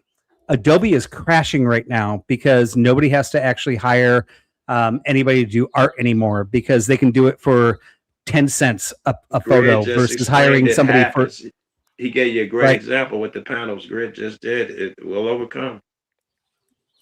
How the will same Adobe cats that are dying? Oh, Adobe is dying. You're probably right, but a new company. And we've seen this in the past too, where we saw where who was the photography company? They had to Kodak. You know, Brian, had you to know what totally, fix this time? rechange, right? A good world war. We need to take out about a quarter of humanity, and then it'll be all better. What is it exactly that you're afraid of? That's what I was saying. My original point was a little bit of population reduction wouldn't be bad with what we're going through right now. And yes, we will adjust. And I am not the I'm not the doomsday guy here. I'm just saying things have to change. Things are going to change. And okay, I hear two different positions. I hear people say we need the population or we'll all die, and I hear motherfuckers say that we need a chop in population. Who's right? Well, no. So there's there is definitely a decline in population, but it depends on whether or not you worry about it or not. So people like me who are Christian and who do feel like I'm productive in society. I don't really care if the degenerates continue their line or not. I'm all for ending people's bloodlines. That's if you're too stupid to have children and continue your bloodline, if you're too stupid to not get your 18th abortion, then hey man, fuck you and keep going. Drive on, because my kids will inherit the earth and yours won't. That's as simple as that. Just so everybody knows, we're not in a decline in population. We're still actually increasing population at the moment, and we have been. We're However, not at the moment, we're at replacement level. Replacement is if wait, guys, everybody's talking at once. So the only way we can get to replacement. Vibe was talking, Grant. Let me finish this. We are at replacement level and above that. However, our replacement level has been decreasing, and it is predicted that within 15 to 20 years, we're going to be at a reducted replacement value. However, we are still producing more people than exist every day. So this decline population typically goes to what we're predicting, because we are on a decrease, but we're still producing more than are on the planet every day. So we're not actually losing people today, but in 15 years, we're predicting that we're probably going to hit that moment. So when people are like, we're at it's still increasing, it's decreasing on the amount we're increasing. Wait. It's increasing at a slower rate. Gentlemen, hold on one second. When someone's speaking, let them finish, and then please try to fucking land the plane. Don't be long-winded, or I'm gonna start cutting people off because I got to get better at people management. I'm gonna say this, and I'm gonna give Grid the floor because he said something first after Vibe, and then Joe. Vibe, you're a liberal. You're a liberal. The way that y'all. I cannot believe you just called me a liberal. You're a liberal. You're a liberal. Everybody's a liberal Yeah, nowadays. you're a California conservative, i.e. a liberal. Hell no. Yes, and I can prove it to you at a later time. You're a liberal, and the way you count people and population increase is retarded because I break it down by demographic. No, people are not at replacement levels, and I'll leave it at that. If that makes sense. I think it's saying that those who should are reproducing and those who should not are not. And I'd say he's wrong. I am not making up stats here. We are still producing more We people agree. than the amount of people dying. I don't think those numbers are accurate. Yeah, but those people that we're producing are the takers of society, and I'll leave it at that. Well, that doesn't matter, right? I mean, to the point of it doesn't matter when you talk about population decline. People aren't talking about welfare queens; they're talking about the producers of society. Yeah, I just want to clarify that, like, we're not producing less, but the prediction is we're very close to that, and I agree with that. And Hold on, I'm 100% on that. Vibe. Hold on a second. No. The last study that was put out has us at below replacement rate. People are not having enough children, and to get to replacement, we could get to replacement rate by simply not aborting a ton of kids, but we won't do that. So that's okay. With you on that. But we can't. But we are below replacement, which honestly, I don't really have a problem with. That's fine. Just let it go. You guys aren't disagreeing. He's agreeing that I think you're agreeing as well that the population is still growing. However, and Google would agree that. Well, Google would say that it is growing, but it's growing significantly slower, which is why we know that soon it's not going to be. The issue here with Joe and Vibe and Grid and me and you is they are looking at the total population as growing on the planet, right? Right. No. I'm looking at just the U.S. If we look at Japan, Japan's replacement rates is in a toilet. Like they're not even relevant. It is. That's why. That's the problem. They're looking at the planet and at the country, right? They're taking into account immigration. We're talking about births. That's the issue. Orthodox. I'm not looking at immigration or anything. I'm looking at planet-wide. Planet-wide, we are still increasing population, but the increase of population is declining. Okay, I want you to try and exercise, and the reason that I call you a liberal is this reason. I want you to take a map that references where all the technological innovation come from, and then to look at that population map and tell me that the population is increasing. Oh, it's decreasing, like you just said. China, Japan, whichever one y'all just said, all of them going to the work industry. They're not having kids. They're abandoning them. All them old places and cities are all dying off, and they're not reproducing. And those are the people who make the money and add to society. Those guys are not. The people that are making the money are the ones not reproducing.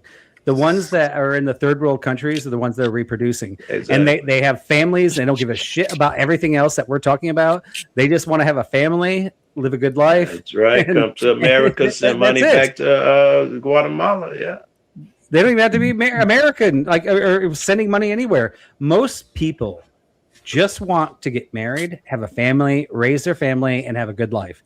That's what most people actually want. I think you're right. I just want to sneak into people's houses at night and put plungers in their toilets and then take the light bulbs out of the bathroom. You look like that's what you do. And you want to smoke in the light bulbs out of the bathroom? Don't lie to me. I'd smoke from the light bulbs. Nah, that was a guy last night. That was an Italian Latin king. Oh man, he came back after He did. The reason why when you come back to your house, you didn't get to see that. It smells like Marlboros in there. I didn't see that. It actually smells like black. It got so much worse, brother, man. He told me he was going to have them come and get me, Dusty. I was going to be dead soon. I'm still here. Who? That The guy Latin last night. King, brother. What's his This name? it's Nunzio. Oh, No, I don't know. Nunzio's alone. He said he was going to have the Latin Kings come to my house in Clinton Township. Dusty, here. I had to go back through that video quite a ways, but I found it. I did, in fact, catch a stray. You did catch a stray. Damn it. Oh well. Damn. What'd you think of my what I'm doing out in the garage today? I think that I understand now why every time you go into the garage, it sounds like you're scraping your plane off of your cell phone because you got a lot of shit to walk through. I do. It's pretty packed in there, and I've got a 15-year-old who thinks that the way you put things away is just put it on the floor and just keep Don't stacking. you got to it. have a plane in your garage? It can't be that fucking small. I got. It's not a small garage. Yeah. in my garage. Yeah, And as a soon bunch as you of have guns. kids, the hardest thing to do is keep track of your tools because the Yeah. boys are always taking them and leaving them somewhere. Yep. Okay. Yeah. So what's new with you, Dusty? You caught any strays lately? Not that I've seen. Fuck not that guy, I've been Dusty. I trying to bet if he shaved his beard, his chin would be bald. Yeah, that is probably true. He probably has a hairline. Fucking loser. It's not a very well defined hairline, but it's definitely He probably has We'll a go ahead and headline. jump up. I'm gonna have to jump off. I'll be back later, probably. I'll catch you guys. Later, dude. You know what? You grow facial hair. Hitler did too. You're like Hitler. Thank you for coming up. Thank you for coming up, Grid. You want to do that with me, Dusty? We'll bring back the toothbrush mustache. Join me. I don't. We'll grow a small patch of hair above our lip. We could be like Michael Jordan in those old Hanes commercials. The reason I shaved it, the primary reason I shaved it all down was because the mustache gets so annoying when it gets long enough that you can't take a drag of cigarette without pushing some fucking hair in your mouth. Hair in your I hate nose. that. That's the shit. Well, I gotta cut my shit when they curl up and start poking you in the nose. That's I don't know. true. You fucking Chuck, man. They tough through it, I guess, man. Some motherfuckers they look like Santa Claus, man. I guess it's feasible. It irritate the fuck out of me as soon as it start growing. Right. And then the motherfuckers like grow their beard down into down to their like nipples and shit. It's like stop. Like how do you eat? Everybody I've met on YouTube is a white country motherfucker with a long beard. Everybody you meet, I don't just assume it now at this point that he has a beard, even if it ain't a country motherfucker, he has a long beard. Everybody's doing it now. I mean, Yeah, we're back to the 70s. Nah, what I've noticed is that's dope with sideburns and all that shit. Yeah, exactly. The baseball cap and the beard, and not that Dusty's doing it. Like that's just what Dusty looks like. Obviously, No, right? everybody in That's how he Dusty's started. fucking neighborhood looks like that. I was thinking, they all like- got the same clothes on. They all look the same. Dude, I was like, it's a one day I was like, clone. maybe I should grow a beard, and then I thought about it. I'm like, I've never been able to grow a beard. Why would I even think that I can grow a beard now when I can't grow a beard at all? And I'm like, I'm 38. Oh shit! Did you ever even happen. get like pubic hair? Oh, I do. That's I do have the disgusting. pubes, man. Like, I can send you a fistful if you want some. But like, I could never get to where Dusty's is like a full beard. My shit comes in like patchy and shit. I got We can Native tell American you're blood, envious man. because you're hating on his fucking beard. We can tell you're envious. No, well, maybe I don't know. See, I like, respect the thing Dusty is- because he's got the gray like handlebars there. That's I love respectful. it. Always yo, wanted. I couldn't wait to get some. I gray shit on feel the I'm side. blessed to have good gray balance. If I could grow a beard, I wouldn't have to buy razors. You see what I'm saying? It's See, okay. Since I can't grow a beard, I have to buy razors to cut off the shitty looking parts. And then it's a waste of money. I got to keep going and buying cheap razors. You know? So you got some places that won't grow at all, or they grow slow. Just really slow, and like the hair lays against my face. You know, like I can't use an electric shaver and cut shit. It won't cut anything. Yeah. So it's hard to how get it was where you can puberty trim for it. you, Trippy? Did you have problems in like puberty? Well, no, I went from I can't even remember how tall I was, but I ended up a little over 6 foot, and I never had like the voice cracking period. Right. It's not it's not like a hormone thing. What it is like I have a decent amount of Native American ancestry, and that affects your facial hair growth and shit. Like, but I'm blessed with not having a ton of back hair or ass hair. That's probably a blessing. I know. I got the Native American shit. My hair lays down. If I cut it too short, it lays down and it looks weird. And none of all the caveman shit that everybody seems to have. I don't worry about that's the ground beef meat on your chest. Yeah, see, I'm 100% cave, nigga. How about I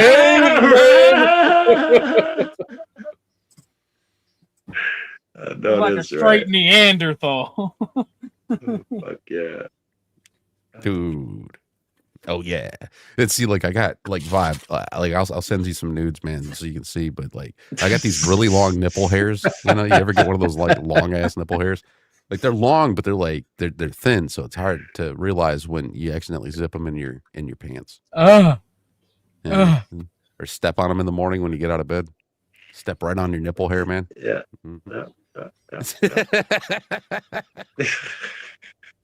Now, I had a friend that had a long beard like that, right? Like the one that goes down to the chest.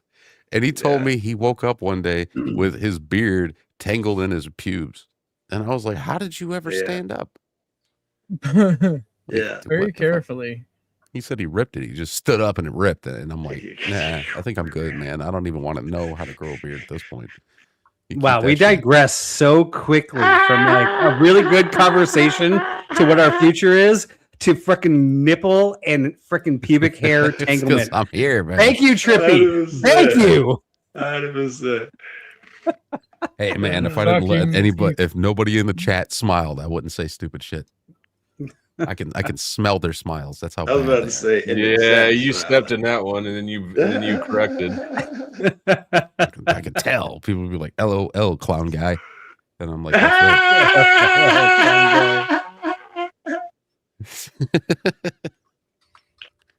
"Jeez." Like I'll join Dusty. I'll get the reflective sunglasses. You can see all you guys. I get the panel reflection in my glasses. It's weird because the beatings will continue until morale improves. Let's go. We're gonna end up with like. Let me ask you. Go ahead, you Trippy, because I'm trying to get us back onto a I was gonna say we're gonna end up with like the gayest version of Skynet. I think you are the gayest version of Skynet right now. Hey, I'm not even AI. I drew this shit. This is Adobe. Like you were saying, artists on Adobe are mad. Like I have reasons for why I understand that. It's because they all suck at it. Well, you're half real. You're half AI, right? No, I'm not AI at all. Well, the only thing it does is it responds to my voice and it follows my eyebrows. There we go. Yeah. Oh, the only thing it does. But so I yes, had to you actually are for draw all AI. that shit. No, it's not AI at all. I had to draw all that shit. Look, you drew it, and now what's processing it? What's processing it? The processor that I bought for like $700. What are you talking about? My expensive ass processor. Got it. Look here, I'll show you. Well, I got to set the thing a little better. But boom, there's the Trippy puppet. Right. This is all of the different stuff, all of the different layers that I had to create. That looks like OG to me. I'm looking at the wrong phone. All of this stuff on the left here. That's all. You know, of it's the different great things though. that I could probably use AI to do all the work you did in probably an hour. Shit. Oh, but you had to do that. You had to do that. Yeah, I had to go in here and I had to do it the slow way, right? So, like, if you look at the puppet here, you can see if I scroll down that these are the mouths, right? Like, you click it away, it's gone. I had to draw each individual mouth for this puppet to. Really, even teeth. You drew the teeth, or they come pre-programmed? No, none of it came pre-programmed. It was all me. Like, there's the main mouth, right? And then you got like the surprise mouth, and then the L. I had to draw each one of these and design them in order for me to have him work the way that he does. You're gonna be successful. And let me point out that takes skill, and that is impressive, and that's a lot of effort. And like I've seen how you put this stuff together. No, there's no but. There's 100%. Like that's skill, and he put effort, and I saw that early, but we are getting very close to the point where I could do some prompts and build this whole thing and do pretty much the same thing. We're only like 6 months or 6 months away from that. Which character, and that segues into tears apart. That tears apart everything. He like this is a guy that has talent, and I say he has talent because he does. Obviously, he put a lot of effort into that. But then all of a sudden, like I could come up here and go, I'm going to do a trippy cast. I'm going to do it 10 times better.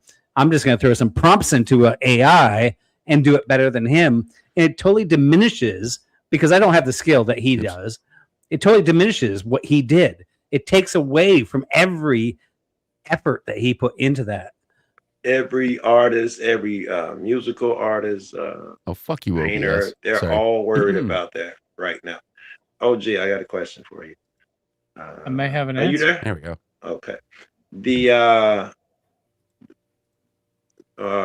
right now, I'm leading somewhere, but right now, do you predict anything major changes in the future that's majorly different than what we're used to? And what are they? If you see some, I see a couple. I just think the singular world order with America being the singular superpower and world police. I think that's just gonna be upheaved in the near future. That was the number one thing I was thinking. That was my number one was that one. Yeah. I think you're going to see a resurgence in the old European powers. Maybe not the UK; they might be too far gone. Right. But at least France, Germany, Italy, the UK, Poland will definitely be a new European power. Yes. Russia will be an old power, albeit a weak one. China's almost able to rival us. Yes, they're a paper tiger militaristically, and their economy has its problems. India thinks it's going to be a superpower, but they've done a lot of retarded shit. They may just wind up collapsing in the next 6 to 10 years. I don't disagree with nothing you said so far. Well, I mean, they have they say a lot of shit, and they talk about using their diaspora to control the world and benefit the world. Not necessarily control it, but to benefit the world politics in their favor. Like they want to use their people in power to influence beneficial treaties and systems for and wealth redistribution towards India. And like there are some things that they've done that you may see India break apart into a bunch of different little countries. Yeah. But OG, would you not say that we're actually at war with China? Well, no, we're not actually at war with China. We're competing against them. Let's stop pretending that anything other. Let's stop pretending that anything other than kinetic conflict is warfare. All right. Okay. So I mean, you and I had this conversation before. Wait. And can I? You actually knew this. No. Go ahead, Joe. I was just gonna say that the close shit too is that Strait, the little conflict we got going on with the Strait. That's the close thing to war with China because that's 90% of their oil goes to that Strait. Well, and that's not really the kinetic shit you're talking about. You can't really. Yeah, no. Okay, so China. When you talk about warfare, you have to be very specific. Are you talking about actual war where it's kinetic conflict? Or even proxy war, or are you talking the precursors? Well, are you talking about the precursors aggressive as war? fuck? It's to bring them down. It's to hurt them. It's not just regular business as usual shit. Economic and cultural warfare are things that predate or preclude a kinetic war. Are we fighting them culturally? Yes, because they're using their money and influence to combat us economically and culturally at every turn. Look at their infiltration of Hollywood as of late. The movie The Meg is OG. By what you said, don't we get to blow up China now? Joe, we don't want people to have a nuclear bomb. We can blow up China. Joe, I'm not doing this shit anymore. Right? If you're gonna ask me a question, let me answer it. Don't it went to a better spot. All right, go ahead. But it went to a better spot. And that's not just you. That's for everybody. So like with the influence question, then land the plane. With the question is answered. All right. Well, very good. Then I was saying by your logic, then where that leads is you were telling I think that was you were saying that we got to get rid of them Arabs because they're about to do something bad. Don't we now have to get rid of China? Because we can't have that threat coming out. We can't have answer them. your question with another question. Can we? Can we get rid of China? Is it within our power? Is it within our power? If I was gonna do it, the first thing I would do would cut off their oil supplies. Too easy. Yeah, that's pot. That's Maybe 90% of I would, the. I would cut off their rice. Well, you can't. They control the rice trade. Right. That's tough. Yeah. Cut off their soy sauce so it tastes bad and bland. There you go. Yeah. Outlaw a certain chemical they put in that shit. Send them a bunch of orange chicken because apparently orange chicken was created in California because China doesn't like the taste of oranges. Fuck orange chicken. General Tao for Do life. we? Oh, Cow. OG. It's sow. Did you answer? It's Do we? Tao. Do we have justification now to attack China because they've waged war against us? Yeah, let's attack in China that and we'll blow economic on their fashion buildings. that you were talking about. Like, dude, Yeah, all we I have mean, to it do really- is it send depends like on a what you- stiff wind to China and they're done. I mean, what do you think war is, right? So, like, is it we have to like go there, put troops on the ground, and start fighting them like we're doing a war right now, or do we have a war with China right now? We know, and OG, you and I talked about this a couple weeks ago, where we know that, like in the 90s, China actually put up a ton of satellites that actually have missiles aimed at our satellites. If they hit a button, they can. And this is not, by the way, conspiracy theories. I'm totally against conspiracy theories. This actually exists. You can look it up. This shit exists where China could hit a button and destroy every satellite that the United States has, right? But they don't, because we're playing the game. China is buying up tons of land right now in the United States. They own all the toll roads in California, Texas, and shit like that. They own all that shit. Half of the United States is like being taken over by China. Do you not think that we're actually at war with them because we're not at war with them? Well, like a financial war and probably Yeah, tech war a lot of the time too, like online. These are not wars; these are competitions, and these will always happen. That's why you have to be very specific. Kinetic conflict is a war. Kinetic conflict is when you're talking about politics. Kinetic conflict is the only type of war. The rest And are who do you think's competitions. winning Are in this racist. war right now? Who do you think's winning in that war right now? It depends. There are several races that are happening, right? We're by and large winning the new space race. They are by and large winning the cultural war because they're not having to have their own Hollywood. They don't have fucking Bollywood. They don't have Shanghai or whatever. They may have their own movie industry, but they're able to literally subvert our Hollywood because of the way our capitalistic system works. They study our system, they do everything they can, and then they subvert it.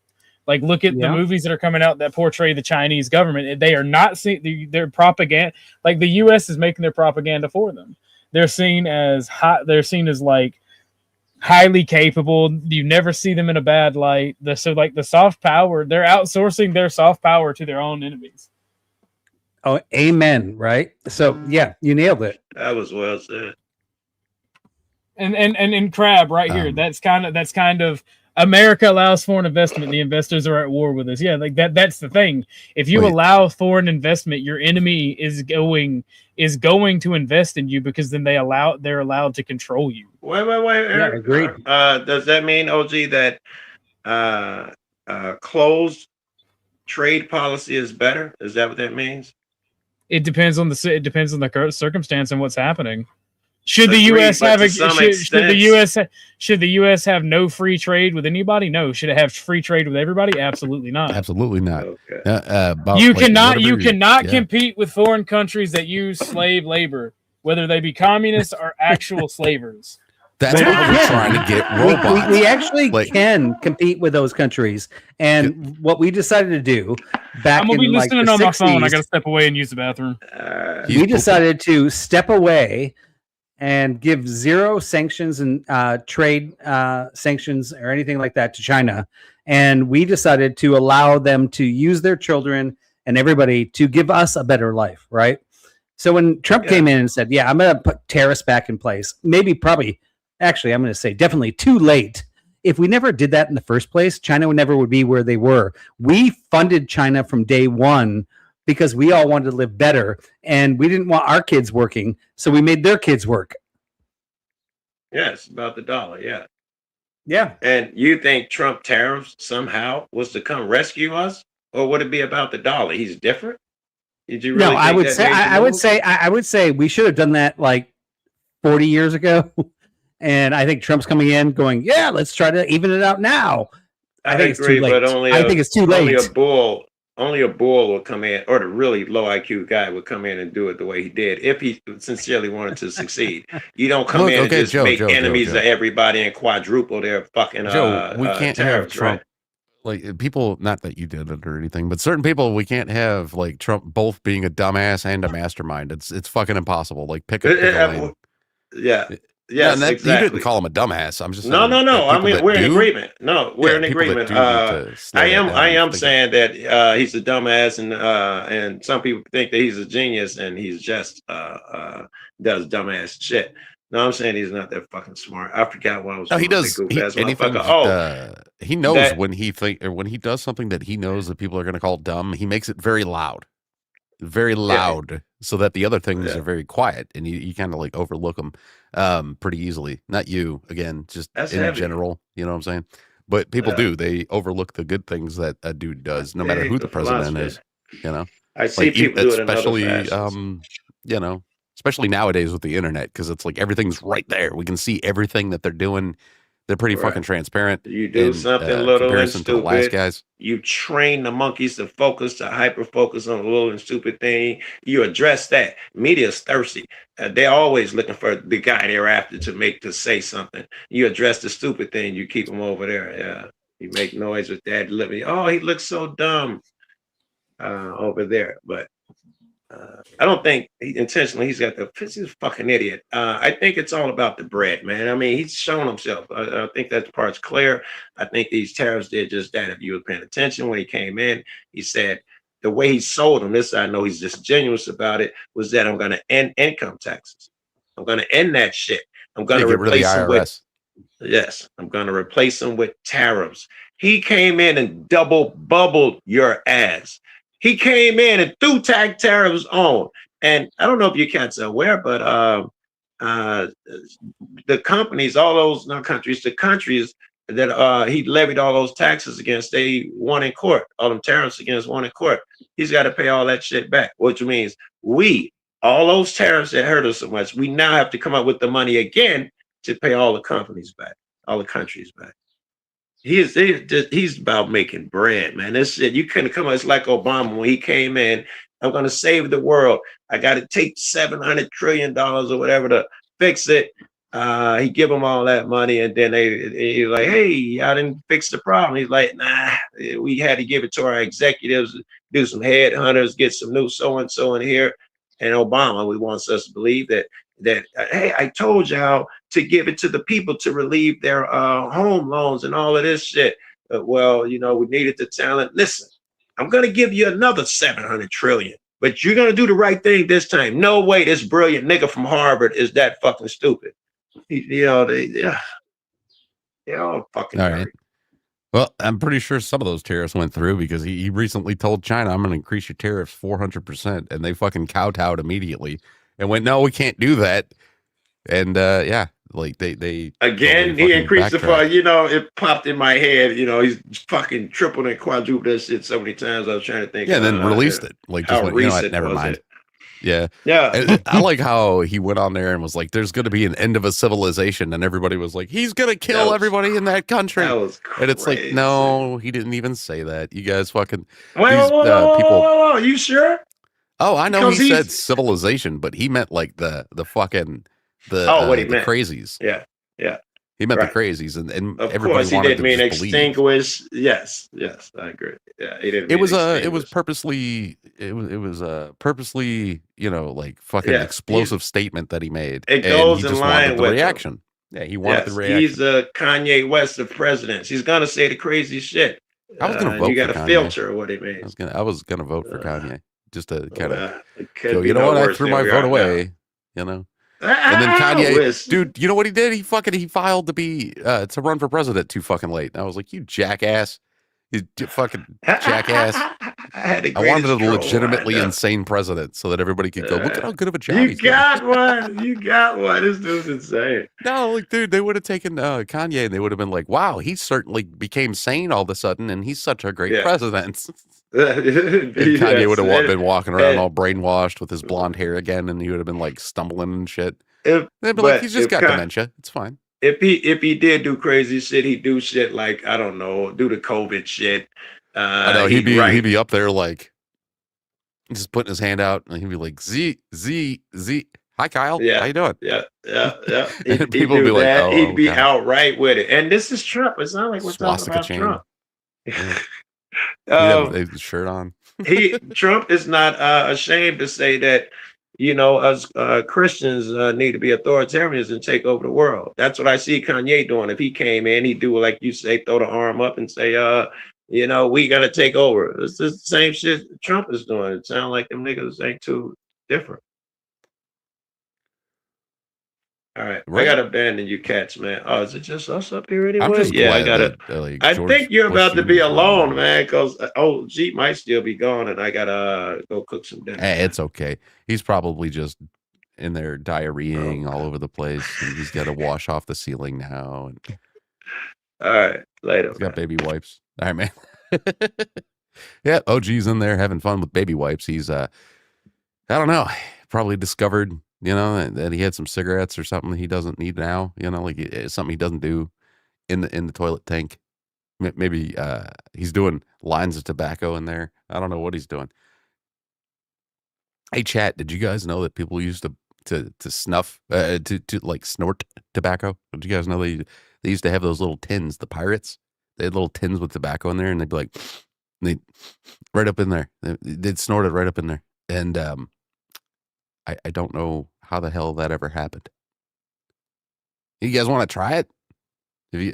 I'm not going to do it with black and mild tobacco, but like you guys at home, if you ever want to pop some tobacco in your nasal cavity, let me know how that goes. Just don't do a lot. I don't want you guys coughing and passing out. How the hell did OG pin the StreamYard link at the bottom of the chat? I need to know, Orthodox. He said, I'll be there in a second. Fucking a whole minute ago. You are out of time, sir. You are out of time. It's my panel now. Welcome to the Trippy Cast. Wait a minute. What am I going to do with that? Maybe I should also be right back. That's my be right back screen. I could just totally ditch and still be here. And he comes back and he's like, what the fuck?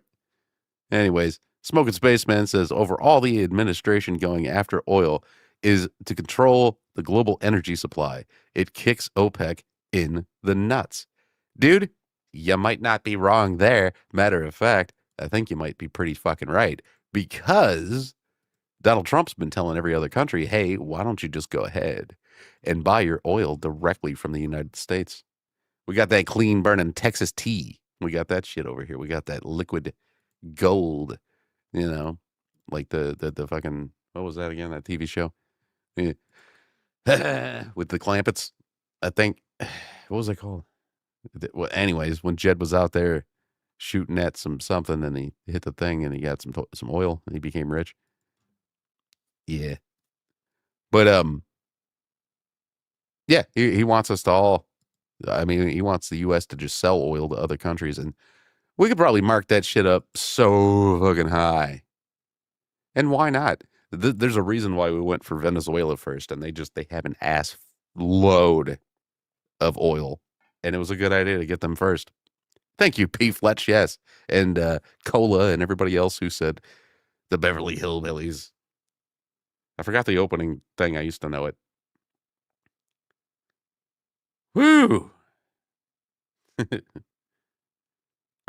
But yeah, that's the crazy part.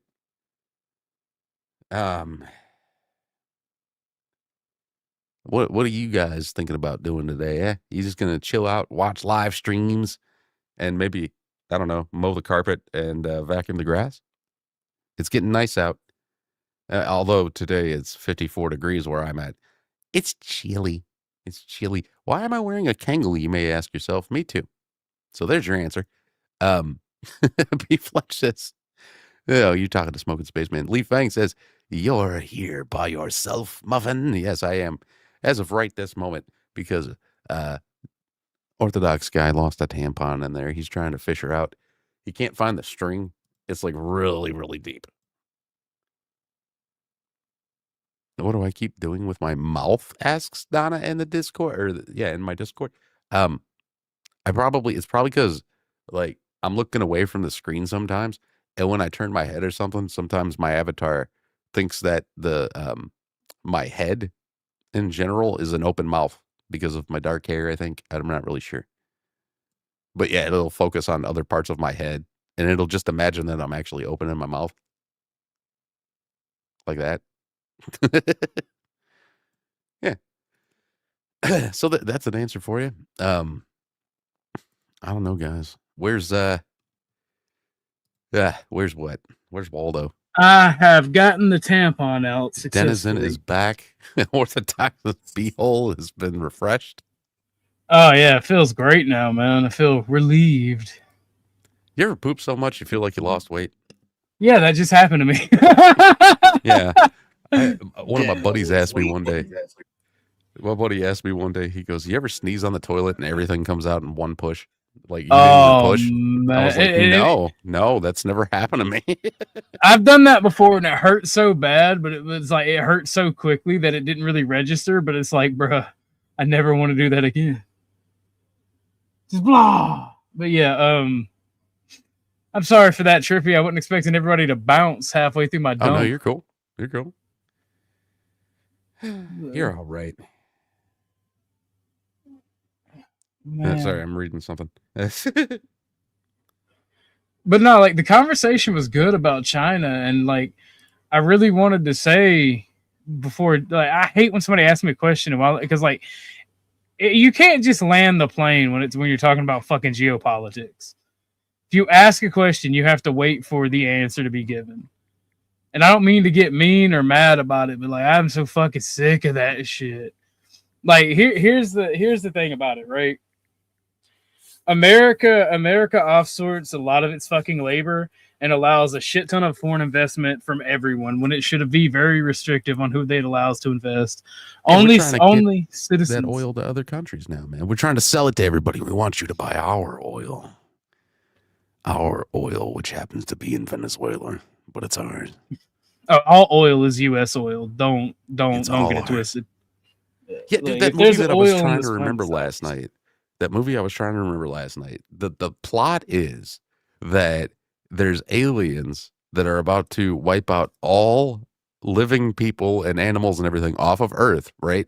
Because the coalition of aliens in space has not moved away from fossil fuel. So the plot of the movie. Is that you? Hey, yes, that is me. Am I there? Oh, can you hear me? Oh, awesome. Hey. Half-ass. I mean, no, Hafez.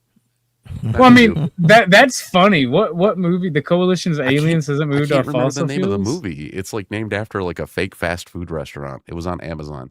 And yeah, like, so all these aliens, they still use fossil fuels, right? And the story was that they had made a deal with the people who run Earth and basically dried us up of all of our oil, and they were just going to kill us all off. So in roughly 18 million years, they'd have more oil on Earth. That is crazy.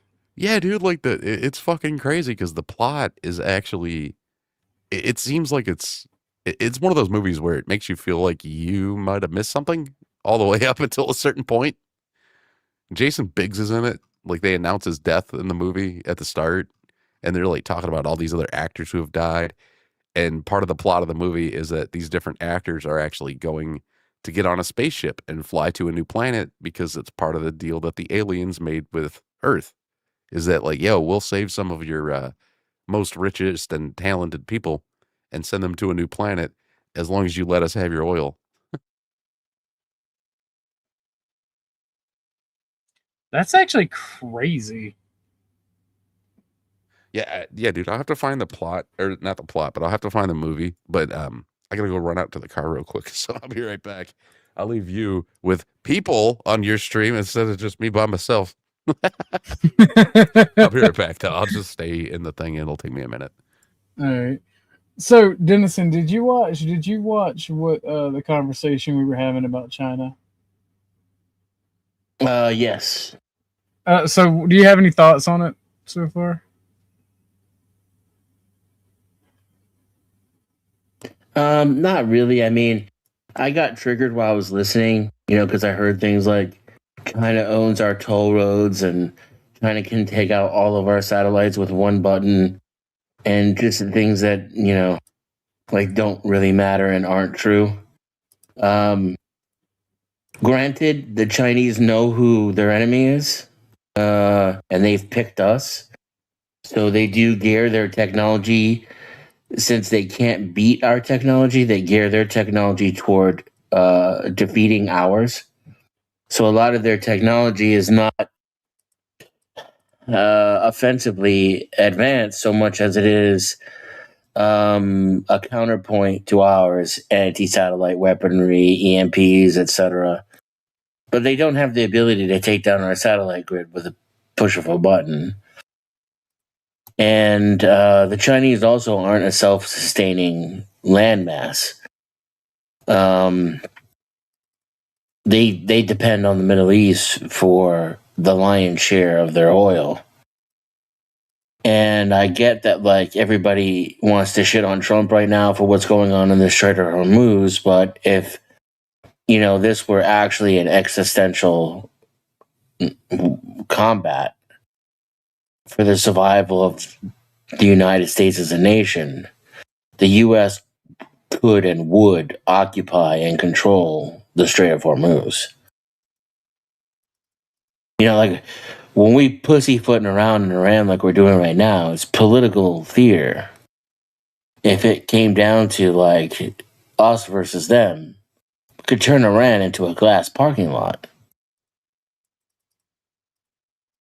And I don't care if you own our toll roads. On day zero of the war, you don't own shit. Nobody cares about what contracts you have or how much money you gave us. If you can't invade the United States and defend it with guns and missiles, you don't own it. That's if we're at war with you. I don't see any of that happening, though, because China is far more dependent on us than we are on them. Again, people in the West listen to too much bullshit and don't pay attention to reality. Oh, yeah. What I would actually want to talk about is the reality that opening trade with China did not help us in any way. It didn't improve our lives. It didn't improve our economy. We don't actually get cheap goods from China. We overpay for them. The Chinese pay less for iPhones than we do. And not for nothing, but cheap iPhones does not equate quality of life. I much rather have an infrastructure in the United States where we make our own medicine than I would, to be able to buy a cheap, in quotation, iPhone. It's not cheap. We pay more for them here than anywhere else in the world. They gouge us on the prices. They fuck us on the labor, gouge us on the prices, and then screw us on the trade deals. Y'all need to stop listening to Apple and Intel and CNBC and start looking at the fucking numbers on the tags and your wallets and your bank accounts and the amount of credit and debt and over leveraging we have in this country. That's what gets me, the fact that people don't pay attention to this shit. The thing is, what I've come to discover from politicians is that quite a while ago now, politicians have discovered that if they give people a superficial image of quality of life increase. So if you can buy you had an iPhone 16 last year, now you have an iPhone 17. See, and it's got like 2 more megapixel cameras on there than it did last year. So obviously your quality of life is improving. These are like surface level improvements, or it's surface level impressions of raising your quality of life rather than actually raising the quality of your life. Like you said, housing, infrastructure, all the other things, the pillars that keep your society up. What I've realized is politicians have figured this game out years ago, where they just pander to you, and they patronize the public, and they get reelected, and they're quids in. The corporations, which America is a corporatocracy, has been for a very long time, make a ton of cash. So if the politicians are happy, the corporations are happy. That's it. The man on the street isn't really that important. The average guy, quote unquote, isn't that important. You got to realize the politicians they look at voting blocks anyway. They only appeal to the voting block of their choice and for the period that they need them. And then afterwards, they'll just screw you over. And they've done this for best part of 20, 30 years. And they've gone away with it.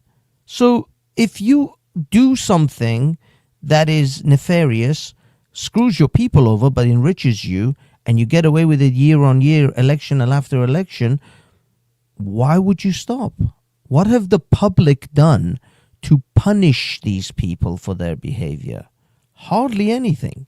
If you really look at the landscape of your politics, your politicians, these people who've been in your Congress and your Senate, same in Britain, that have been in the House of Commons for decades, they've never been punished for their misgivings. They've never been actually punished. There was a friend of mine I was talking to some time ago about the changing politics of Britain. He suggested that if in our case we have parliamentary governments, whilst you guys have executives and all the rest, if a politician or if a particular political party doesn't fulfill their manifesto, they would face prison sentence. Not even remotely joking, they would face prison time if they don't fulfill their manifesto. So that when they write their manifestos coming up to elections, and they do immediate U-turns on everything they wrote in their manifestos because they just want the votes, they don't actually give a shit about the stuff in the manifesto, they would actually have to face some consequences. There is no consequences to your politicians doing an absolute U-turn on everything they promised that they would do when they get in office. Excellent point. Yeah. And Sorry. it's even no, I didn't mean to interrupt you. I thought you were done. It's even worse than them like hiding it and getting away with it too. They operate in an environment where half the population is pointing out to the other half, look at how they're fucking us in the ass and stealing all our money. And they still get away with it. Because like, if it's being kept a secret, well, then there's the chance that you could be outed. You have to worry. You have to be careful. You can't get too greedy. But in reality, it's not under secrecy. It's right in our fucking faces, and people still don't do anything about it. So they're really just rubbing it in and doubling down. And I had an argument earlier today, based off what you said when you first started talking. Someone was disagreeing with me that inflation was a problem because, in their words now, and I'm paraphrasing, but almost verbatim, the only things that have gone up are rent, education, food, and healthcare. And it's like, well, what the fuck else is there, you dumb idiot? That's everything that matters. That's everything that you ever need. You can get a fucking an Apple Watch for cheaper. Who gives a fuck? And by the way, you're wrong. Again, the Apple Watch costs 10 times as much here as it does in the place where they make it. We overpay. We pay more than anybody else. It's cheaper in Mexico for an Apple Watch. It's cheaper everywhere. You're just being lied to, and you're so dumb and ignorant, you can't even just go to bestbuy.com and pull up a fucking list and look to see how you're being lied to in your face. And so it's bad enough that you're dumb, but now I gotta let you argue with me like you're on the same planet that I am? You don't even deserve to vote.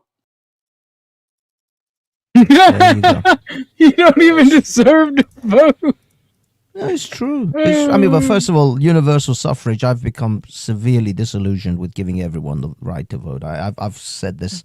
I mean, I know Andrew Jackson is all saying it, and it sounds like as if I'm copying him, but I was saying this like 7-10 years ago, that I would adopt the Starship Troopers policy when it comes to voting.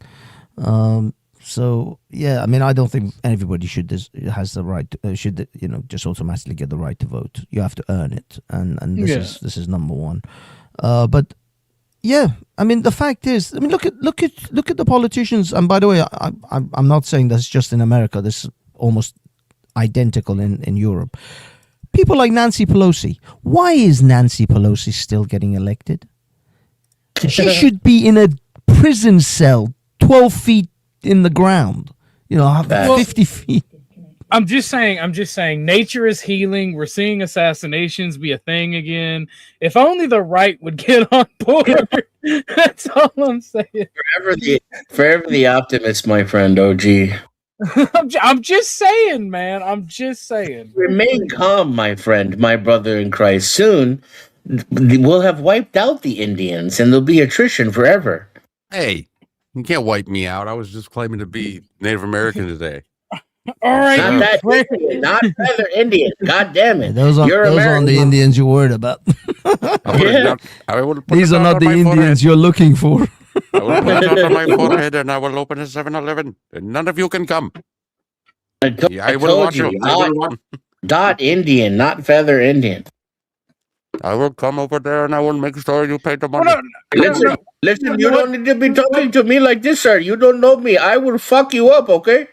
What pisses me off is I wouldn't be the evil ideologies I am if America actually was going by like the 1950s and 60s, like meritocracy, right? We want the best and brightest from everywhere. We'll invest in our future and our people. Like, I wouldn't have the hateful and resentful ideologies that I do.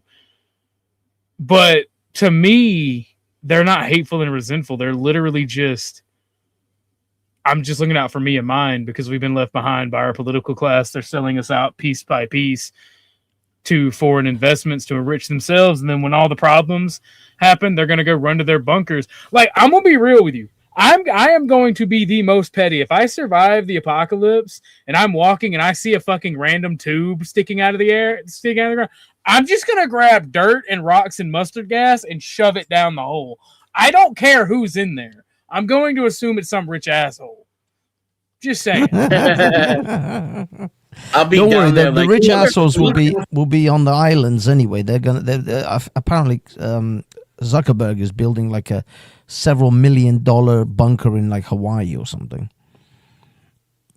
So, I'll have like a beacon, a built-in speaker system, and then all of a sudden while you're doing that, all you hear, could you please stop doing that? I'm like, Dennison? No, bro. No, if I hear that, I'll yell, no! I'm going to do it harder now. By the way, this concept of meritocracy and allowing foreigners to come in because, they've got, high IQ, they can do X job. I used to think of this as like, okay, fair enough, let the high IQ Indians in. I've completely changed my mind on that, and I don't think that you should allow this. Now, these are my reasonings. You get one guy in a family of, let's say, 8 kids. Now, that's conservative in an Indian family. They're usually 10 plus.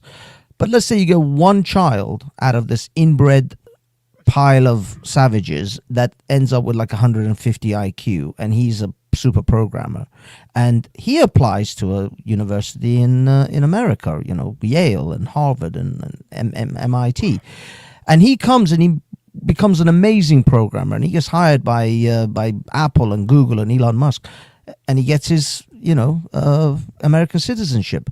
But you see, he is the only one in that bunch that is actually smart, but he's not going to leave his 10 siblings who are inbred, demented, low IQ asswipes in India. He brings them along eventually. So you get one smart dude and 8, 9 other absolute retards. And you have to you have to fund their, because they're inbred, so they've got probably crooked spinal issues. They've got mental health problems guaranteed. So your health system, your internal infrastructure has to then support, and especially if you're in Europe, Christ, we have nationalized healthcare, has to support these 8 or 9 degenerates, because we got one smart kid out of that family to come over to do something smart. That's the problem with all of the Middle East. I'm not even remotely exempting Iran. Iran is full of inbred morons. That's the problem. You get one guy, but that one guy brings in 12 others, and those 12 others are the inbred morons who go around graping and pillaging and doing all the awful shit. I don't think it's worth it. I think if you actually did a proper cost analysis, cost benefit analysis on an individual smart programmer migrant from India and what he brings with him in his wake, you'll find it is a net negative to have that one high IQ, 150 IQ super programmer versus maybe a 120 IQ medium level programmer. And besides, AI is going to take over all of those jobs in a few years. We need more anyway. white programmers. I agree. No, but what I mean is, if you actually think about having your own homegrown, even mediocre or mid-tier guy, is a better option than to bring a foreigner who will then bring 10 others in his wake, that are because they don't come alone. Things. But better coding and product too. Like, make no mistake, Indians suck at doing the shit we do. There's that as well. We are top human capital, sir. Fuck you, bloody. I'm sorry. Why you kick my dog? They can't code for shit. The customer service skills suck. I just use that as an example. I'm talking your doctors, whatever level you're thinking about. It doesn't matter. It doesn't matter if you're bringing in brain surgeons who are amazing at it. That one guy is the only smart one in that entire degenerate family. He's the one who lucked out, managed to get the good genes passed out of the inbred shit that he's mixed in with. But he will guarantee you minimum he'll bring a wife and a few kids. That's a baseline. That's just your baseline imports. Not to mention his cousins, second cousins, auntie, uncle, grandma, great grandma, grandfather, 12 other siblings, and all the other shit that comes with it. It's not a singular thing. You're not bringing in this one guy. Never think of this as just, I'm bringing in just this one guy. You are not. Oh, I didn't know Geo had jumped into the back and said, "What up, Trippy? What up, Geo? If you're still listening, I don't know if he's here in the back or whatever." I was telling him when he was in my chat yesterday, I was like, "Yo, I don't have any problems with it," because he had come on my stream and kind of got yelled at. I didn't even know he was. I didn't even hear the bloop of him entering the studio. That's nuts. I put the trailer for the movie, so I found it. It was called Operation Taco Gary's. That's funny. Yeah, because like throughout the movie, there's they have to go to Taco Gary's to stop the people that are chasing them because they have a treaty. Which makes it even more insane because like dude is convinced his brother's insane throughout the movie. So he's like, the coalition is going to get us. We have to go to a Taco Gary's because they won't attack on the solidary grounds or whatever the name is. And it's fucking great. That is crazy. Like, could you imagine, man? And in real life, it'd be like Taco Bell. Like, you have to run to Taco Bell so the bad guys can't kill you. That sounds based. And then, like, you have to sit in there and wait for them to buy their Mexican weed pizza. Right? I get a Mexican pizza while I wait. One, only one. Okay, two with no beans. Well, I mean, you probably end up eating like 40 if you really got to stay there for long enough. You know, like you just be sitting there. I am gonna have so much diarrhea. But I suppose the bathroom would also be like sacred ground. The bathroom, shit. Yeah. The bathroom becomes the most holiest place thanks to the intergalactic. The most guarded. Mm-hmm. Oh, dude, and there was a part in there where like the one alien like points at a guy and he's like, "We can make any human excrete guacamole sauce at any point." And he was like, "Watch," and then he like pokes the one guy, and the guy, all you hear is like shitting noises. That's crazy. Excreting guacamole. It's like the episode of Rick and Morty where they go to a planet where when someone dies, you can eat them and they become spaghetti. Yeah, that's like the best spaghetti episode. People. That's probably the best episode of Rick and Morty. That episode where they're chasing the clones down, like it comes back from commercial, all of a sudden you just think it's another story because they're chasing the clones. So confusing, down. but great. Yeah. Yeah. And they're like, we'll murder each other. We won't be anyone's spaghetti. Like, bruh, that's crazy. Dude, there's a lot of those episodes that were written when like Dan Harmon and the other guy were still writing the show, and they just they ended up getting rid of the one guy, Justin Roiland. They fired him off the show and like removed his name from the credits and shit for him apparently assaulting his girlfriend, which it's like, do you guys think no comedian ever has like slapped his girlfriend around? I'm pretty sure that's common. Like shit. Christ, if that was the case, Richard Pryor would never be anything. I was gonna say, yeah, Richard Pryor. You guys ever see the quote? Not that he's a comedian, but Sean Connery when they asked him if he would slap a woman. Oh yes. Open palm. Sometimes you just have to slap them. Yeah, sometimes they deserve it. It's with an open palm, gentlemen. Open palm only. Like, dude, what's the wine back like? Is he like, wow, like slap the dog shit out of some shit because she like burnt the pasta or something, like burnt the bread she was baking or something. Funny thing is, I didn't see Sean Connery get much canceling. I don't know, maybe it was because he slapped the shit out of every woman that would talk about it. All right, Bish, it's time to learn the Sean Connery way. Yeah, he's like, oh, and you talked you talk to your news anchor friend, and then he just slaps the shit out of her before she goes on TV. Come over here so I can slap you one. But it's just I didn't see like his movie options dry out. I mean, he was like, what ruined his career, he says, is when he did The League of Extraordinary Gentlemen. He said that was his last movie. He was disappointed. He hated the box office returns, and he thought he looked stupid throughout the movie. Yeah, I mean, they were trying to like that movie though, but I was a kid. I didn't think it was bad. It's just that I think they were trying to start some kind of like a MCU franchise type of thing that was gonna blow up into all these other movies. Still like slightly before those became the norm. It was. So I think that's part of the reason the movie it didn't. I don't think it full on flopped at home release, but in the theaters, I'm pretty sure it like kind of bombed. Yeah. I think for the amount of money, because you got to remember the kind of special effects that they were using, and at that time, that kind of special effects cost a fortune. So for the amount of money that they spent, it didn't make bank. But yeah, Sean Connery quit acting over that movie. He just stopped. He was like, nope, because there were like plans for a sequel, and he was like, nah. I mean, for me, he's still the best James Bond. Oh yeah. Oh sorry. Yeah. No, you're good with it. Yeah, dude.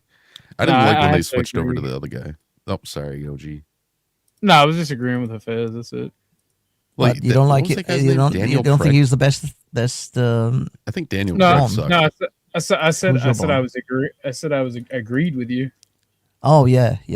I'm too young to have a Bond, but I've watched some of the movies and I like Sean Connery and like the newest one. I think it was the Casino Royale one. I didn't like that actor. Sean Connery wasn't in the. He wasn't in the. I don't think he. No. I'm not saying he was in the new ones. Oh, you mean Sean Connery and Daniel Craig? Oh, I see. Yeah. Sean Connery, then the newer one. I didn't like Daniel Craig. He's got that weird like eyelid thing going on where it looks like half his eyes shut, like his face is like weird, and then he was blonde, and I was like, I don't know. Just what he didn't have that. For me, it's Sean Connery and Pierce Brosnan Same for me. And then what's his name? Damn it, I forgot his name. The one who actually did. He was great. No, the Pierce Brosnan, but the one who did Yeah. Bond after Sean Connery was Roger Moore. Roger Moore. Yeah, Roger Those were Moore, the Sean three Connery, Piers Morgan. Pierce Morgan. What the fuck am I talking about? Pierce, Pierce Brosnan. Brosnan. Piers Morgan in a 007. He Piers would probably Morgan, be can you Q. imagine? He would probably be Q. No, he'll just be the guy who his wife sleeps around with everyone and he just gets cuckolded. Actually, he would probably be like the guy who drove Bond to somewhere in a taxi.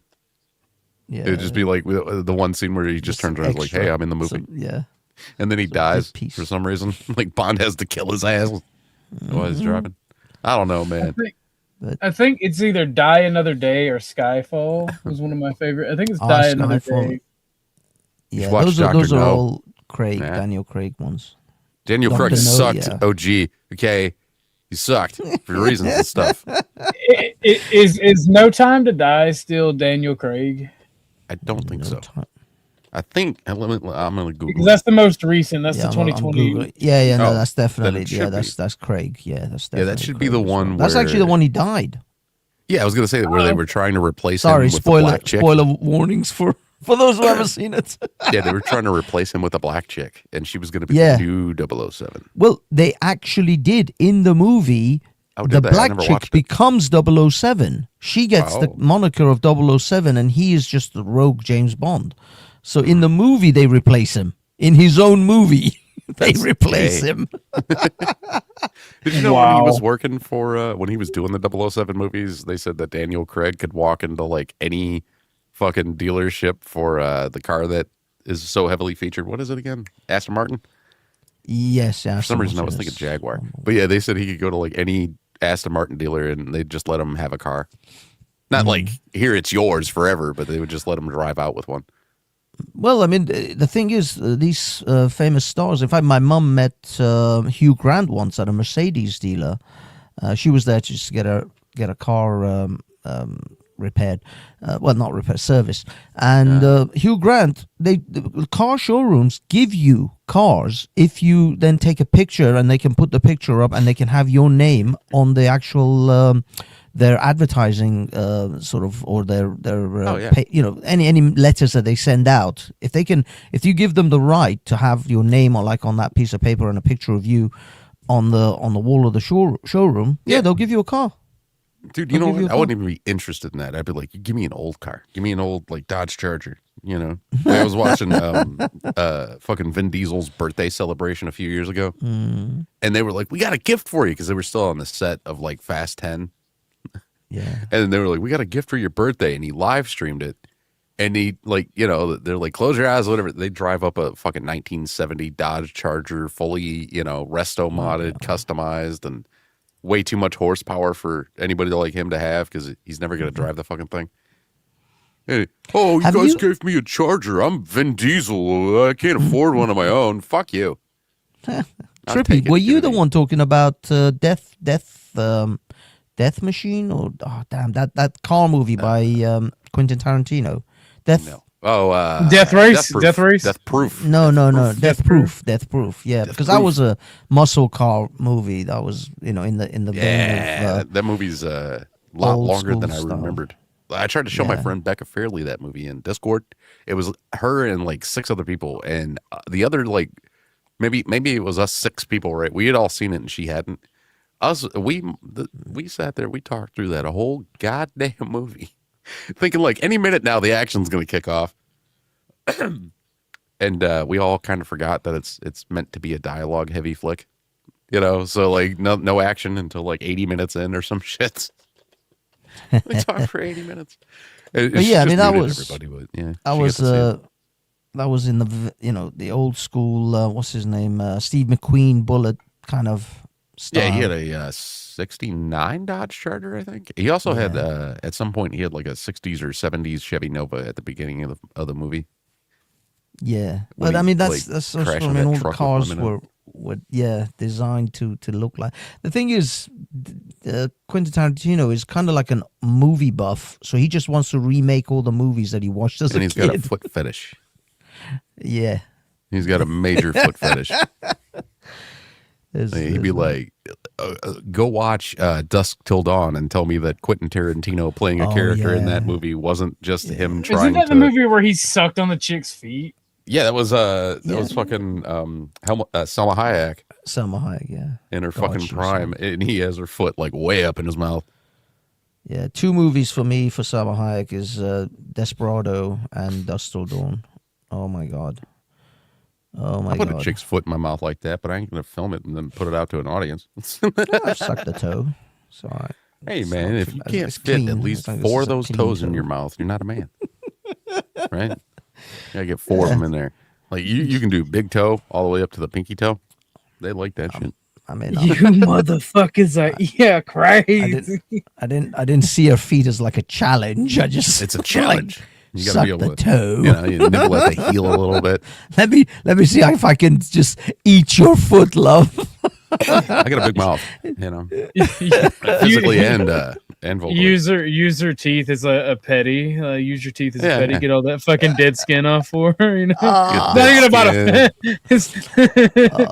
No, they've got to have nice feet. I can't. Yeah, if they if they're calloused and fucking like. Ain't never seen no toenail polish. Tarantino's getting hard right now. He's turning. He's like, ooh. He's got an AI bot. Anytime somebody mentions feet, he's like, ooh. He's listening in. Lead science says, "Shut up, OG." Someone's talking about feet. He's rubbing his hands like, He's like, oh yeah. I can rope one out to this. He's like, OG, are you streaming over multiple channels right now? I'm streaming at Denison's, my Kick, and then my YouTube. Because I can see text and I can't see like the text in the people who are writing the text in the StreamYard on the channel, because I'm at the Denison Digital Denizen, so that's all. Like I'm like, wait a minute, there's different people here. yeah. Nice. I've done that to myself. Like I don't even want to ask why. I don't understand. And then I figured it out, and I never had to ask again. Yeah. But yeah, there's a weird little history with 007. There was a movie, I forget which movie it was in particular, but they did they jumped a car. They did a corkscrew jump between 2 broken pieces of bridge or something like that. And then they copywrote the fucking stunt so that nobody could ever do that stunt for a movie ever again. That's crazy. Yeah, the copyright was released like 15 years ago, though, because the movie was filmed in like the late 60s. But yeah, they did a perfect corkscrew jump. It was one of them stunts where people wanted to do it, but they didn't know for sure if they could do it. How do you get it to work just right? But yeah, they did it. Also, if you're doing it between 2 bridges, you're not going to get a lot of tries at that, because you could end up I think it was dead. It might have been bridges. It might have been something else. I'll have to look it up. But the copywrote it, And then that's why, like, whatever year it was, Rob Dyrdek did the what they called the kickflip jump, where it was basically just a corkscrew over a giant skateboard. And they, they jumped a car over the giant skateboard and did the spin in the air. And it was because the copyright had been released on that specific stunt. Nah. And like, they don't even mention it. Copyright a stunt. I mean, you're not supposed to be able to. But they did, because they could at the time. And yeah, so no other movie has ever, done that stunt, because it was owned and they would have had to pay a ass load. It just seems weird how they can copyright, because like you can't copyright certain things. Like you can't copyright a single letter, as far as I know, because it's the letter in the alphabet. But you can't copyright numbers. But you can copyright combinations, obviously, right, of numbers and letters. So it's I don't know, man. I found it. Here, I'll send it to you, OG. It's for your own good. You can't play. I wouldn't play it with audio on the stream, because they're playing the dun dun dun dun dun. You wouldn't want to do that, music. But you probably skip to exactly where they jump it at. God, it's not even a Here, I'll find out real quick. If it's potential copyright, I'm just not gonna play it, because like I got for hit you for though. Like if you want to check it out later. Yeah, I want to watch it. I was gonna ask you if you knew what it was, because I wanted to see it. But we got hit for the SNL skit yesterday. Of course, because that's SNL. You're always going to get hit for It's that. actually a James Bond movie, The Man with the Golden Gun. Yep, The Man with the Golden Gun. And yeah, and the it is, clip that I it is put two back bridges. there happens at 52 seconds, yeah. And it's like an amazing stunt. Like, I don't know how the hell they mathed that one out. Yeah, no, I remember this. I remember because I've seen this film. Like, if the wind blew hard enough, I was. feel like it would have just screwed that whole thing up. The funny thing is they've got the guy, the sheriff, who's in the Cannonball Run movies, and he's sitting next to James Bond. He just happened to be like, I don't know, in Thailand or wherever it is. Oh. Yeah, man. So, yeah. I mean, you know what, though? Oh, gee, at least we can still cut out copywritten shit on our streams, even though we can't, you know. Right? Like, YouTube's not going to pay us, but they'll definitely take money from us somehow. I don't know how that works. You know? Like, oh, you're not demonetized? Well, we're giving all your revenue away. It's like, wait, how? Never mind. Y'all just make too much fucking money. You probably own the shit you're telling me I copyright, you know? The thing is, YouTube, even if you're not monetized, this was happening on my videos for a long time. Even if you're not monetized, they still advertise on your videos. They still put that 5-second one in to skip. I'm like, son of a bitch, you're not even giving me a penny from this, and you're still monetizing my videos. But yeah, they can do that. They'll monetize your videos even if you're not monetized. Yeah, I think I was over on Dusty's one night, and we were talking about like boners or something. I don't know. Somebody in the chat told me they got a fucking advertisement for Viagra. That's funny, yo. It was just a very apt timing kind of an ad. And I'm thinking, like, why are they advertising for Viagra on a platform that's 13 plus? Yeah, I mean, that's a good question, right? We all know that. I mean, not so much with YouTube, but certainly Twitch. Twitch encourages OF all over the place. They encourage all these people. I saw, this was ages ago, a girl who just does body painting on Twitch. And she essentially just puts a couple of little black paint on her nipples and then starts body painting. Channel, yeah. And it's like, this is meant to be for children. This was meant to be for like 12-year-old boys who play video games. This ain't a video game site anymore. I mean, I'll be honest. First of all, I mean, my nephew, he's 11. He doesn't even get internet access. I'm not even joking. All his devices have no internet access. Everything's just, he can record stuff on his iPad for himself. Nothing goes online. He doesn't see anything online unless it's specifically monitored by parents or adults. It's rare, but that's my brother. That's because my brother is very strict like that. But when I think about this, I'm like, these people are peddling. You know, this is why I think so many people are now objecting to online porn. Is because they all know that young kids, like back in my day, and I'm an old fart, the best I got was a magazine that I found in a bush, or some grainy, multiple copied videotape, which you could barely make out like a nipple because it's so horrific and broken up on like VHS. Those were our best shots at watching any kind of porn. So it wasn't like we were exposed to it at like 12, 13. No, I had a different bringing up. No, because like the one time, I remember one time in particular, I was trying to watch Ghostbusters. And my stepdad was the one that put the tape together, right? And like Ghostbusters ended and the credits started and it went directly to a porn. I mean, I think I was 7. You were 7? Oh, Christ, that's 7 or 8. young. Like, that is young. dude, I remember. I was 8 the first time I saw Hustler. He was an addict. He was. I think I was 13, 14 the first time I saw anything corn related. And I thought it was gross. Yep, my stepdad was a big time corn addict, you know. And like when I was in high school, right, we had this huge closet in the basement, right? And he put all of his Playboys in that closet, and I swear to God, the top rack of the closet was just all Playboys for like 5.5 feet. I remember I was like, hey, I'm a snake this one. Like me and my buddies were down in the basement the one day, and they had asked me, they were like, I don't know what we went in that room for. It was like a storage area, you know, where the closet was. And one of my buddies opened up the big closet. He goes, is this all fucking Playboys? I was like, yeah, go ahead, take something. He's not going to notice. Damn. Damn. We were like, I knew someone 14, 15 at the time. When I worked in the industry, in the magazine industry, there was one of terrible.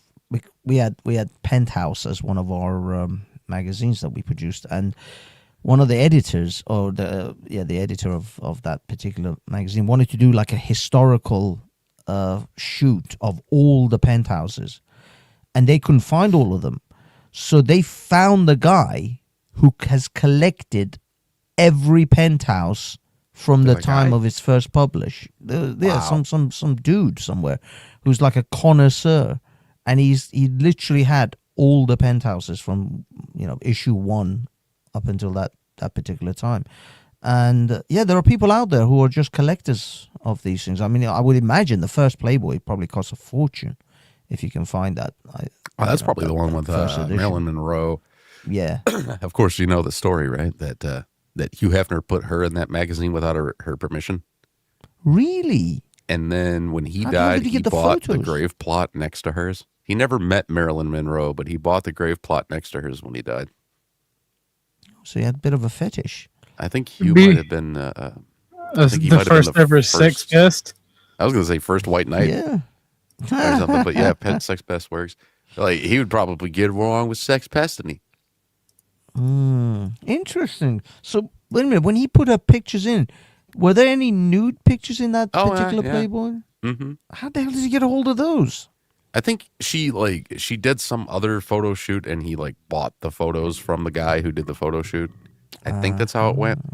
I honestly don't know 100%, but it was something like that. Back where she was like a struggling actress or something.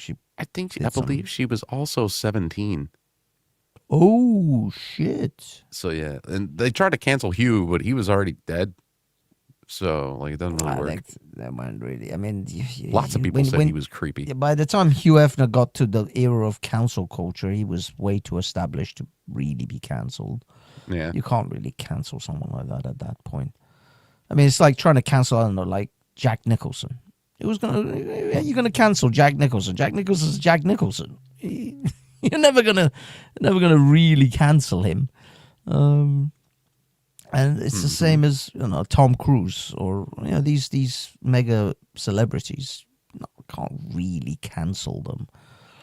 Some studios may not make give them any high level movies, blockbusters anymore to make, but they'll still make movies. They'll Christ, at their level they can probably fund their own movies. So I'm trying to look for how old she was when they put her in the thing, but I'm having trouble. I mean, even if you think about it, people like Andrew Tate or Nick Fuentes, are they really canceled? It says she was 27 when she was featured as the centerfold as the very first issue of Playboy. Oh, okay. Never mind. I got it off. Very, very different story. I apologize, Hugh Hefner's ghost. All right. That story changed dramatically. Sorry, Hugh Hefner's ghost. I didn't mean to put that on you.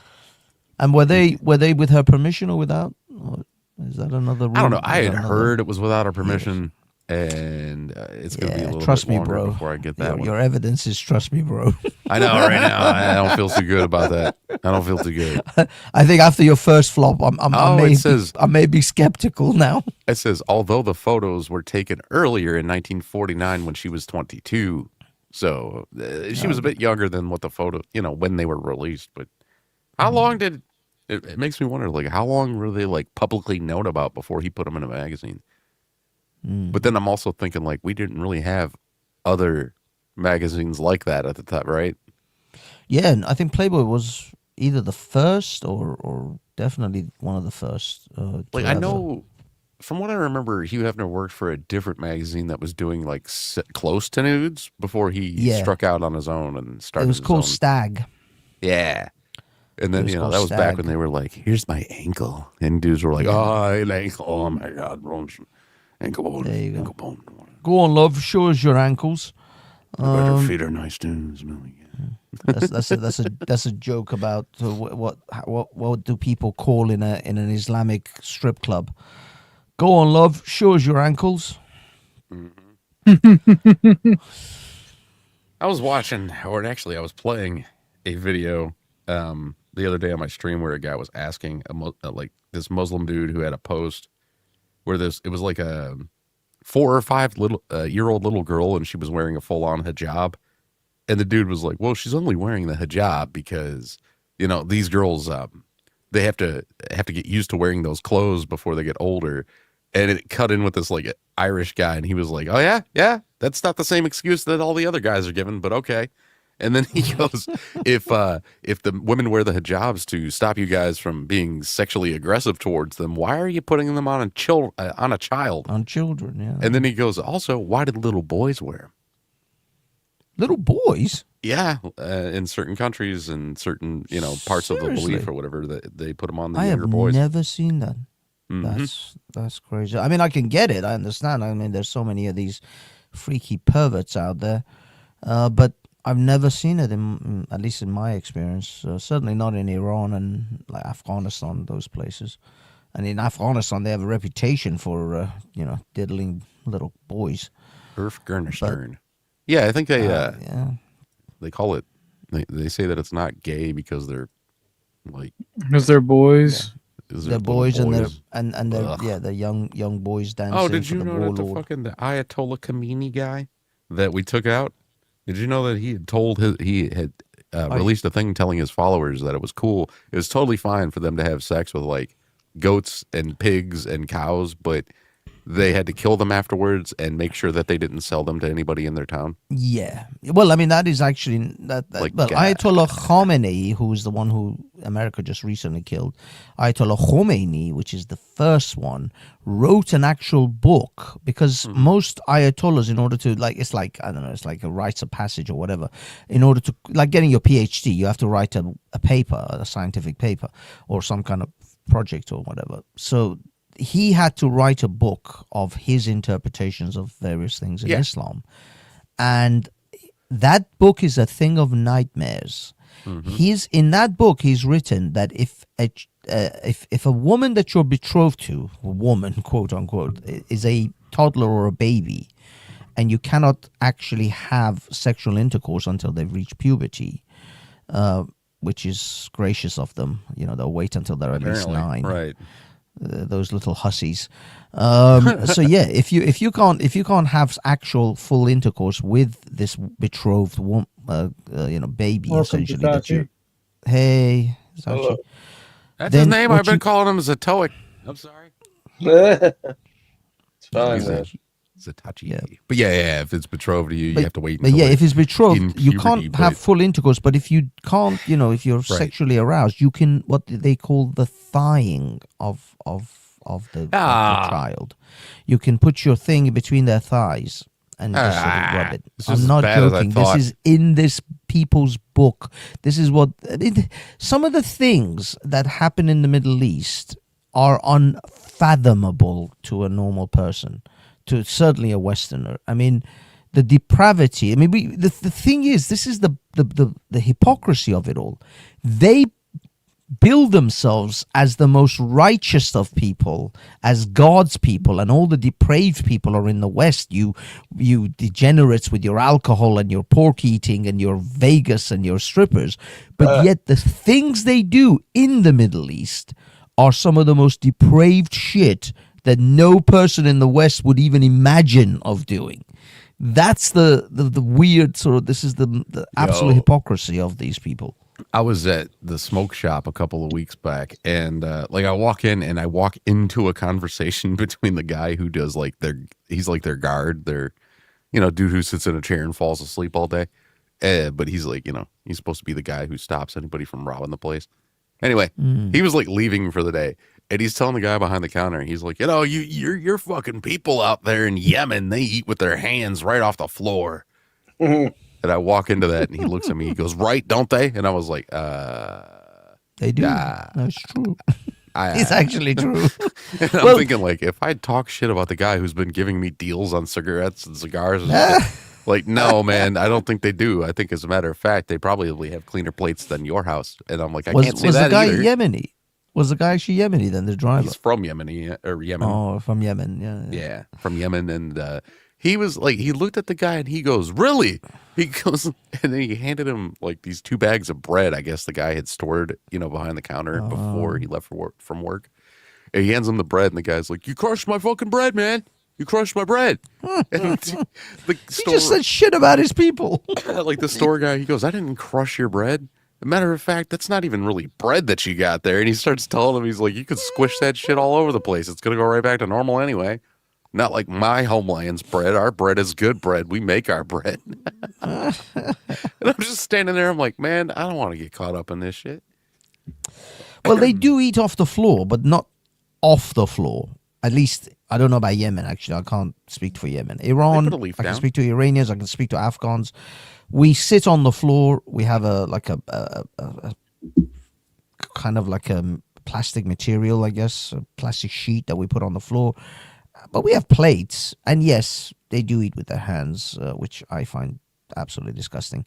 But it's just a thing. It's a traditional thing. I was actually watching a video on Afghanistan street food just now.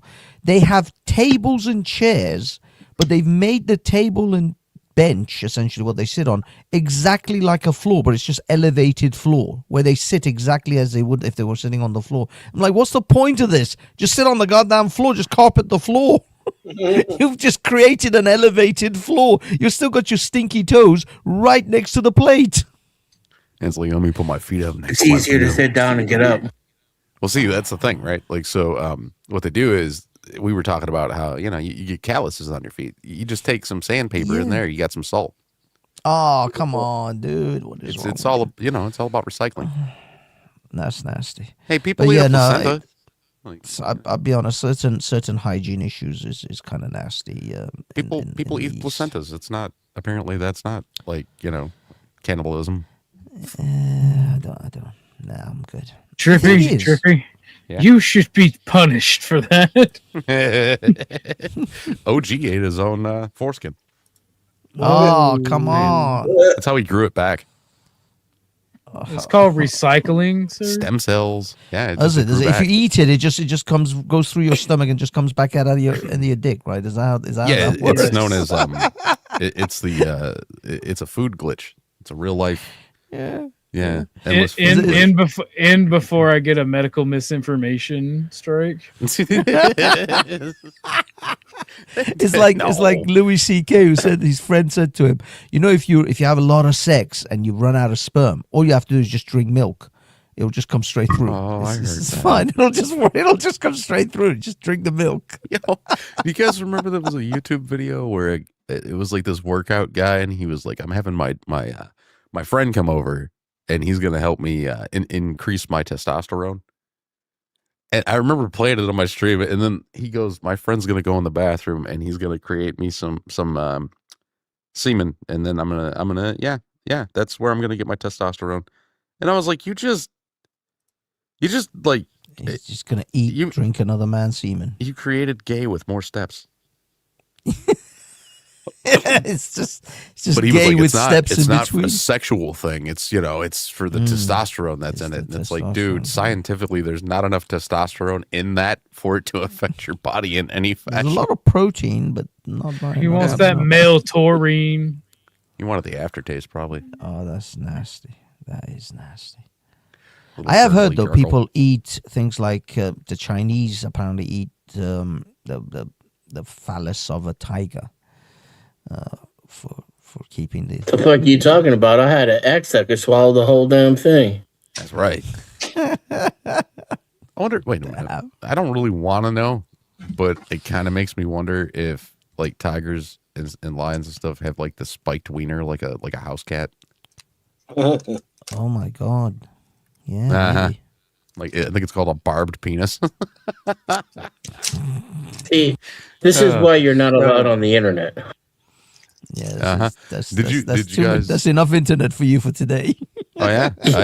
Did you guys know that ducks?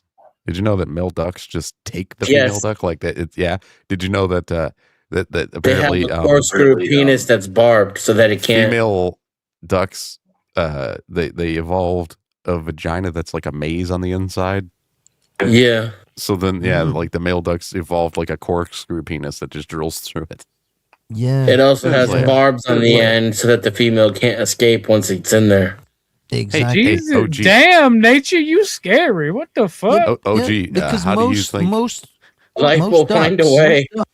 Well, no, most ducks grape Most other ducks aren't ducks. down to fuck. Yeah, it's all about. Yeah, the, it's all grape. They're not willing customers here. And I'm thinking, I'm like, okay, so like, if God created ducks, then why didn't He just make the female ducks more sexually promiscuous instead of all this extra step shit? You know, There's no God. Like, just make the ducks more horny. Do you guys know how bed bugs have sex? I've never really paid that much. The thought. male bed bug has like a needle penis, and it just drills right through the shell of the female. No. Yeah, and they don't do any humping. They just drill in there and done. Well, and but move on. I mean, how does it get funny. to I'm the, gonna the use that. eggs and the vulva and like? It's like an things? injection. They just skip over The any next time entrance I- hole. The next time I flirt with somebody, I'm gonna be like, I want to do it like bed bugs, baby. Yeah, he's just gonna plow right Put on through the your shell. finish and then go. Put on this Ninja Turtle costume I bought. Yeah. So, OG, yeah, nature is truly pretty fucking scary. Damn, nature, you scary. Damn, nature, you scary. The fucking, what is it? The guy from Family Guy? Yeah. I can't remember. The Blackie weather forecast. It's the fucking dude. It's gonna rain. That's it. Exactly. It's gonna rain. It's raining sideways. Thanks, Ali. Fucking Ali. That's the what- Blackie weather. Yeah. That's my favorite. That's my favorite one where it's like it's raining sideways. And he's just standing outside. You know, wind blowing and shit. Fucking yeah. I used to piss all the black kids off at school because I could do the black heart monitor. Like, yeah. Oh, he did. Yeah.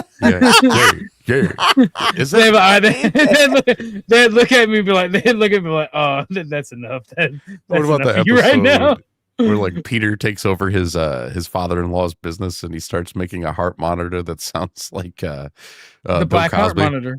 Yeah, Yeah, and it's like, yeah. it's like the Bill Cosby one was like beep beep beep. Like Oh, what good. the fuck, man?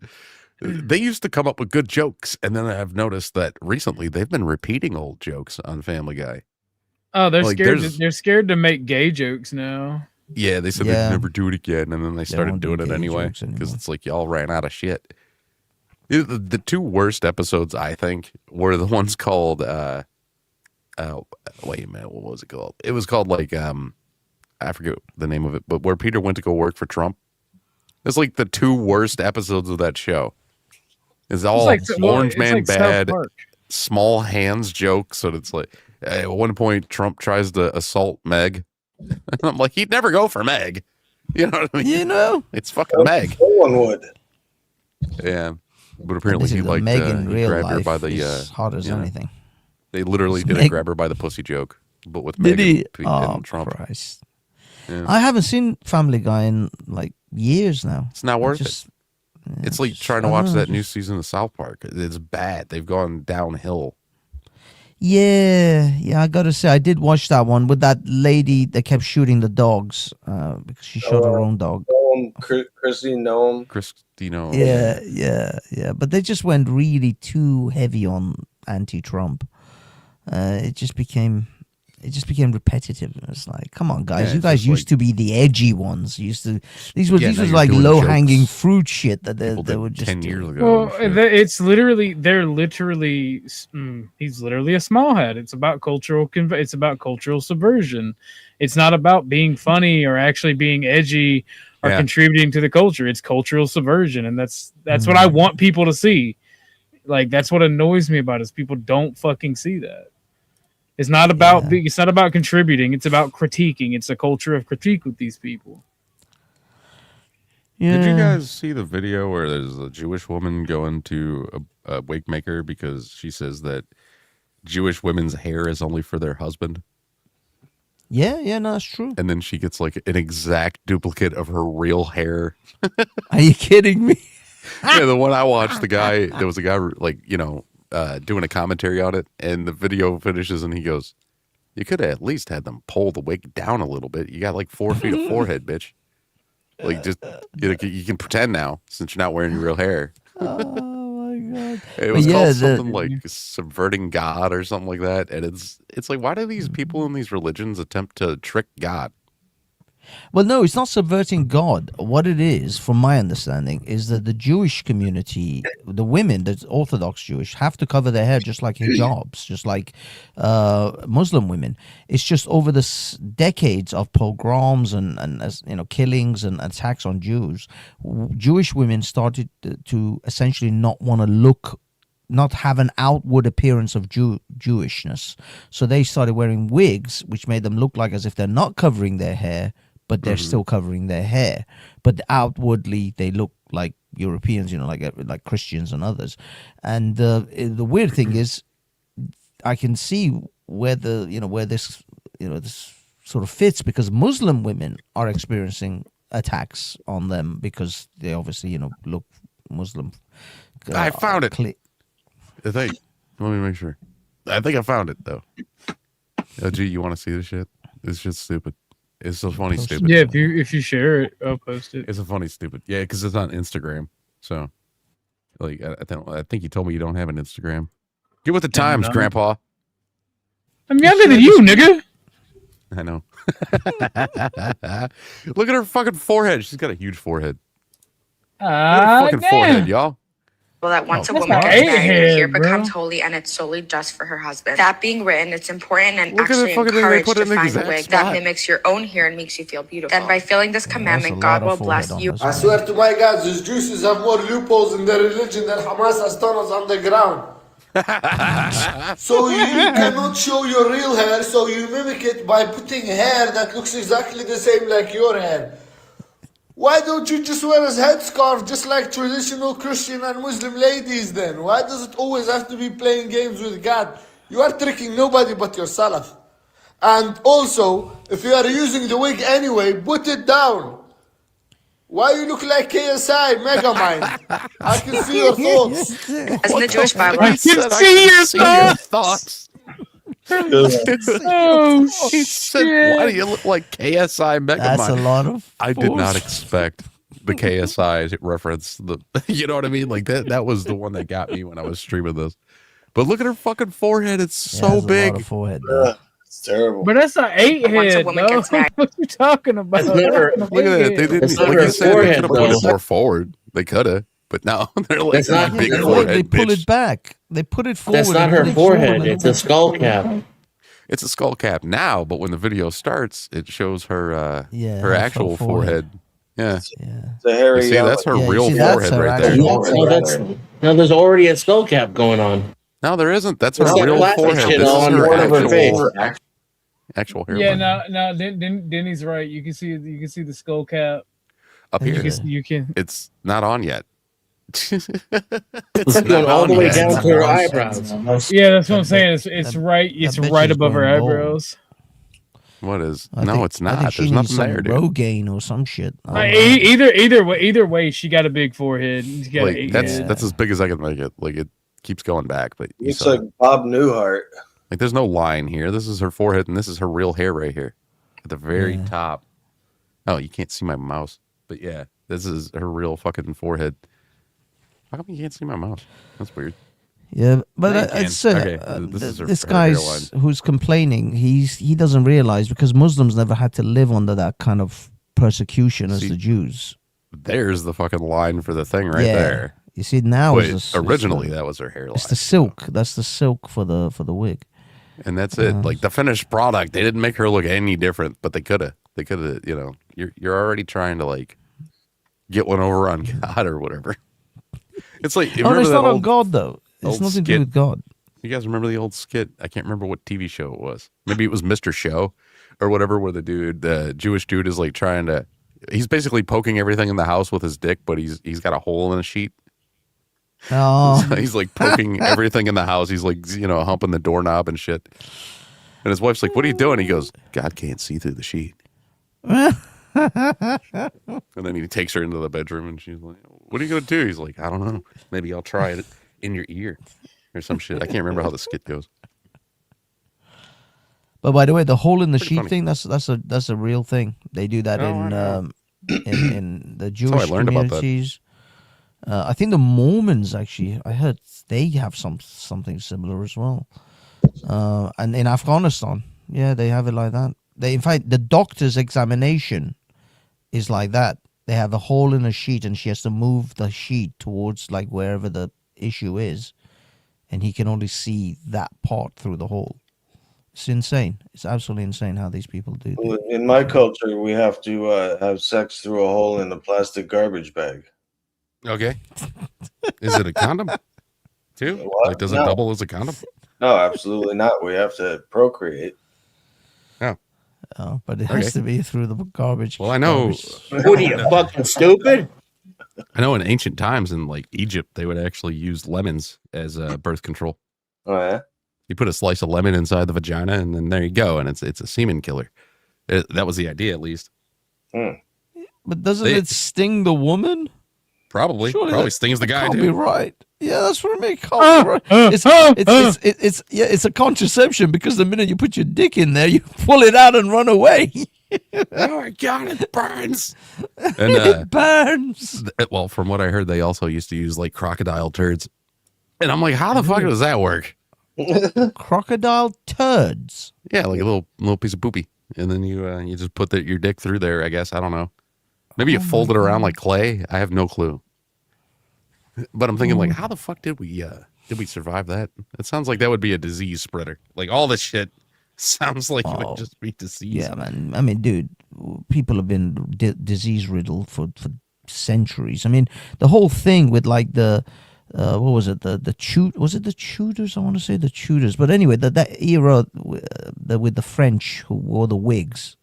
You know, when the period where everybody wore wigs and painted their face white. Yeah. That's because everybody suffered from syphilis. Everybody had syphilis.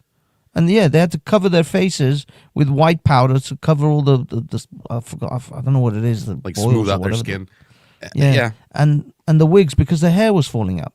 That's like Fouquet from Cheech and Chong's The Corsican Brothers. You remember him? Fouquet, he was the bad guy in it. He had the white face, and he wore the wig. Yes, I'm just looking it up. I mean, you know, like that. They cured what was it? Smallpox, I think it was. Like by finding out that the milkmaids didn't have pock marks on their face, and they found out there was an enzyme in milk that could cure it or stop it from affecting you. Fucking smallpox, or maybe it was cowpox. I don't know what the name of it was. But yeah. I mean, there's so much diseases, mostly actually in the cities. A lot of that shit was in the cities, where people, in these, Paris and London and all these places, absolute filth. Yeah, well, they would just throw their shit right out the window into the street. Yeah. You know what I would do? I'd just shit right out the window. Why even save it for a minute? You would think, hang your ass out the window and aim for somebody you don't like. That's what you do. I do it right now. Wait, no, I'm on the first floor. Never mind. It's like, hey, Bill, what are you doing? I've been sitting here for 40 minutes for that asshole Jack to walk by. I can't hold it anymore. There was a lot of people drinking coffee too back then, right? So coffee shit. Instead of dropping a balloon or something like you do now on your friend, you just shit on their head. You're like, yeah, I knew it was, you just took a bath yesterday. You got to break the rules. You got to take 2 in a year. Punk ass. Absolute filth. It's like in Monty Python's The Holy Grail. One of the peasants says, "Oh, there's the king," and the other one says, "How do you know?" And he says, "Well, he hasn't got shit all over him." That's what I mean, man. You're right. It's amazing the human race survived that whole period, and we got to where we are. How the fuck did we manage that shit? We can't even deal with some coof. Some COVID. Can't even manage to stay away from that. I can't even manage that shit. But like the Spanish flu, everybody seems to have been fine afterwards, except for all those people who died. But I was like, dude, I had a buddy. Oops, sorry about that. I had a buddy who was so hopeful that COVID was going to be the zombie apocalypse. He was hopeful. He was like, "Yes, I'm finally gonna get that zombie apocalypse I've been after." And I was Speaking like, of the zombie apocalypse, I'm just Yeah. kidding. Go ahead. I'm just kidding. "Oh, dude. I don't think a All zombie that apocalypse would spread anywhere near as close. You know what I mean? Like anywhere near as fast. Oh, as soon as somebody starts getting up and biting people, all of America's just gonna be like converging on that one zombie. It's gonna be one simultaneous gunshot sound.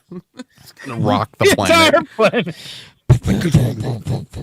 Our planet shakes. It's like, oh, the earthquake that was caused today, by the way, was the first zombie was spotted in the south for 3.5 seconds. So I just have this fucking Billy. We're going to the on the scene. Fox 5 News, right? It's Billy, like just a Billy, pair of feet. Billy Ray Bush Jr. They just go up like to the some most dude. redneck man ever. It's a huge mouth full of fucking chewing tobacco. They're like, "So yours was the first shot?" Huh? He's like, "Yep, I knew it was coming." Yeah, we play so much we play so much dang old video games, you know what I'm saying? We were just ready, and he bit the shit out of the doctor, and we've been preparing, Yep. God bless Trump, God bless the USA, and we just have these freedoms, and we just blasted that some bitch back to the Stone Age, Or Boomhauer, like it's just a Boomhauer. I was just in there right there, and saw that motherfucking coming up, and I just told everybody, I was like, "Arm up, bitches." And you're like, "What the fuck did he just say?" You pan over to this blood splatter on the ground.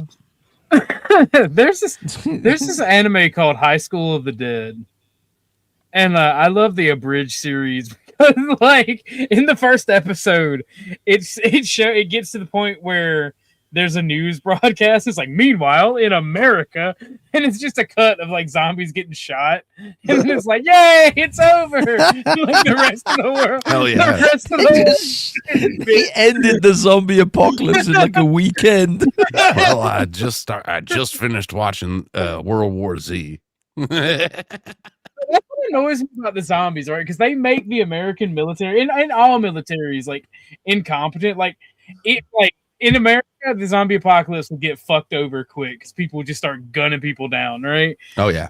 The world might struggle with it, but like most places that have a big military, it would be over in a fucking weekend. Yep. That'd have You go over to OG's house. He's like, "Yeah, I shot my black neighbor." And they're Well, like, "He was a zombie." He goes, He could have been. He could have been. They look at OG. They're like, "He was a zombie," and you're like, "What? What? What do you mean? Those are from the movies." I just look at them like, "Oh no, you can't be too cautious these days." Yeah. I saw something in his eye. He looks slightly pale today. He looks slightly pale, and I didn't smell fried chicken when I woke up today. Like, what? Like, yeah. I'm pretty sure he was barbecuing one of the neighbors. Yeah, sure, he was a zombie. Yep. Shit.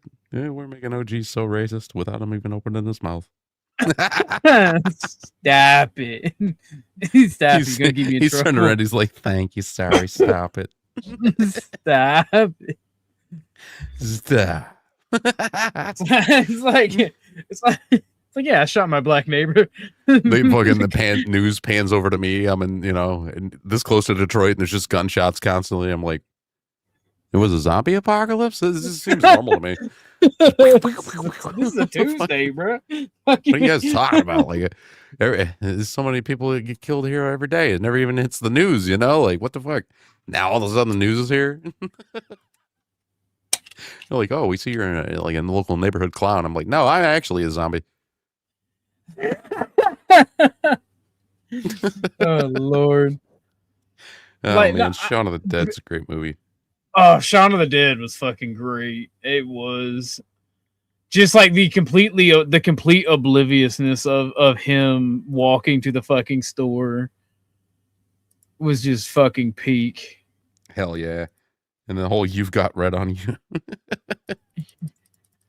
Yep, I do. What the fuck? They make good movies once in a while. That one I sent you the trailer for, I don't know if there's any music in that'd get you, but the Operation Taco Gary's, that caught me off guard being a good movie. So if anybody's got Amazon, just watch it. Don't even check out the trailer. It's better without it. It really is. What's it called? Operation Taco Gary's. Operation Taco Gary's. Yep. Yeah, I found it on accident the other night. Like I said last, I followed it up with a different movie, and the different movie was so bad, I just ended up turning it off. It was called National Lampoon's TV, the movie, and I was like, it looks like it was made with a fucking $5 budget. Terrible. Well, gents, I'm gonna go and I'm gonna actually watch that film, but I'm gonna sleep and then I'm gonna watch it next time I wake up. He's gonna go touch himself while watching that film. Thank you for coming with us. Yeah, no worries, guys. Thanks for the laughs. All right, man. Have a good problem, night. brother, man. Everybody's leaving. We need new people to say stupid things to. Oh, we need new blood. Get in here. Let us annoy you. I sent you a couple of pretty stupid videos on Discord too. They're non-copywritten, but I'm like, I haven't been using them. Maybe you want to use them for something. I don't know. I saw them. I'm gonna go through them, see the content, because there's a lot of peeps have been helping me, and they've just been sending me stuff to go review, and I gotta go review it. I ain't trying to be a lazy bastard, but fucking A. Here you are. Yeah. Wait, no, where is it? I thought I had it like queued up and ready. I was gonna say, you want me to just screen share one of them? I got one of them. I'll do one of them if you want. Yeah, sure, we can. No biggie. I just love this fucking video. Like anybody who watches me has seen it. I've been getting ready to go to like start a new job, so I haven't had time to screen stuff, go back and clip stuff. I want to get the you and Nunzio clip. Yeah, I downloaded the stream. I was thinking about cutting it, but here you go. Ready? This dude's gonna show you some body wash. Whatever you do, if you ever purchase Dr. Bronner's 18-in-1 hemp peppermint pure castor soap, it felt like I was in the shower, but the crack of my ass was outside on the stoop drinking a 40, trying to get a record deal, freestyling all that damn thing in the wintertime. That's what it felt like. You know what I'm saying? I felt like a giant Newport in the shower. Giant Newport! Like. And,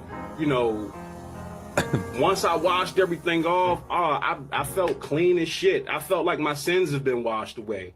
Okay? I pray to God anybody using it never gets none of this stuff in their eye. Well, shit, they get in their eye, they fuck around, have 20/20 vision, maybe 20/10 vision. Fuck around, have 20/20 vision. Then I used to do this. I'd be like, let's check in on Dora.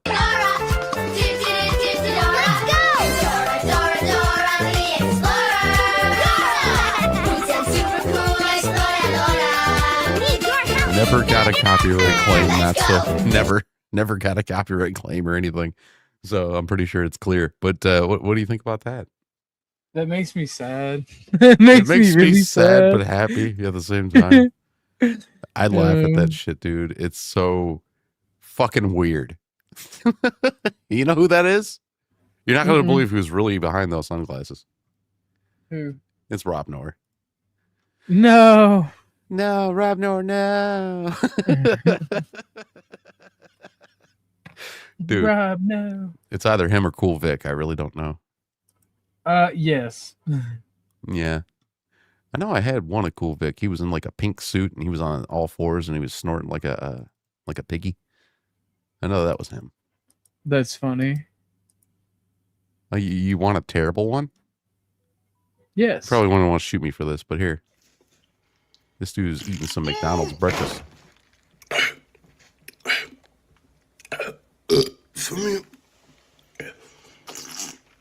You know what's weird? I can't decide if he's saying "you feel me" or if he's saying "fill me up." Fill me up. Right? Fill me up.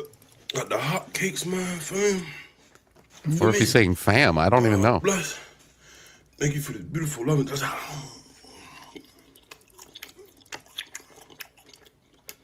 I told you it was bad.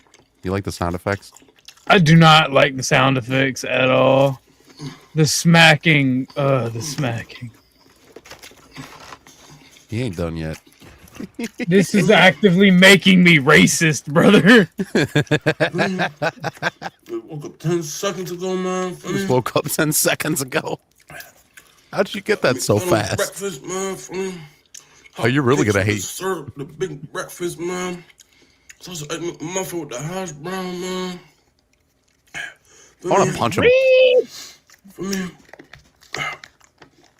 He's squeezing the last drip out of that fucking syrup. Just did the DoorDash cheat code. Just asked for my refund. So you know I got that back with the DoorDash credits, man. For me. How do you feel about that, OG? The fact that he got his credits back from DoorDash after getting the meal. I feel like everybody should do that. I ain't gonna lie to you. DoorDash is expensive for no reason. Like I was trying to get I was gonna order a pizza from Little Caesars and have them deliver it. So I went to Little Caesars at first, and like Little Caesars, like on their website, shut down their delivery aspect because DoorDash handles it for them now, and DoorDash upcharges pizza like $5. So I'm just sitting here like, you know what? I don't feel bad anytime anyone ever rips DoorDash off. Just the amount of fucking upcharge DoorDash does. Yeah. So I wound up not getting a pizza. You like him more now, though. Okay. We all good, man. No. I don't like him at all. I just agree with the decisions on DoorDash. For me. You donate to OG and you'll get less of these videos out of me. Shit, I'm gonna have to donate to you to not see the rest of it. Look at them eyeballs. By the way, these are the people. These are the people when Vibe talks about less people are okay. Like these are the types of people that I'm like, you know what? Maybe population decline isn't so bad. I don't know how he's crunching a pancake. Dude, there's too many motherfuckers. There's 8 billion motherfuckers. How's he doing that? Fucking crunching on a pancake, dude. Bro, the smacking is driving me fucking crazy. Like, I'm actually getting angry. Like, this stuff amazes me. How can I? Look at his eyes. You feel me? I want some orange soda now. You feel me? Orange soda is good as fuck. Orange soda. Who loves orange soda? I do.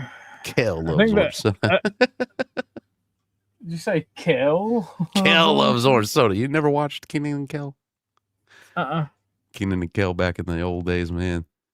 I thought you were talking about Kinetic Kel. Oh, no. Nickelodeon. Did that one not make you racist enough? I can add to it. I was a Cartoon Network person. You know, out of all the kid diddling stuff that's come out of these Cartoon Networks was not up there, and I was so proud.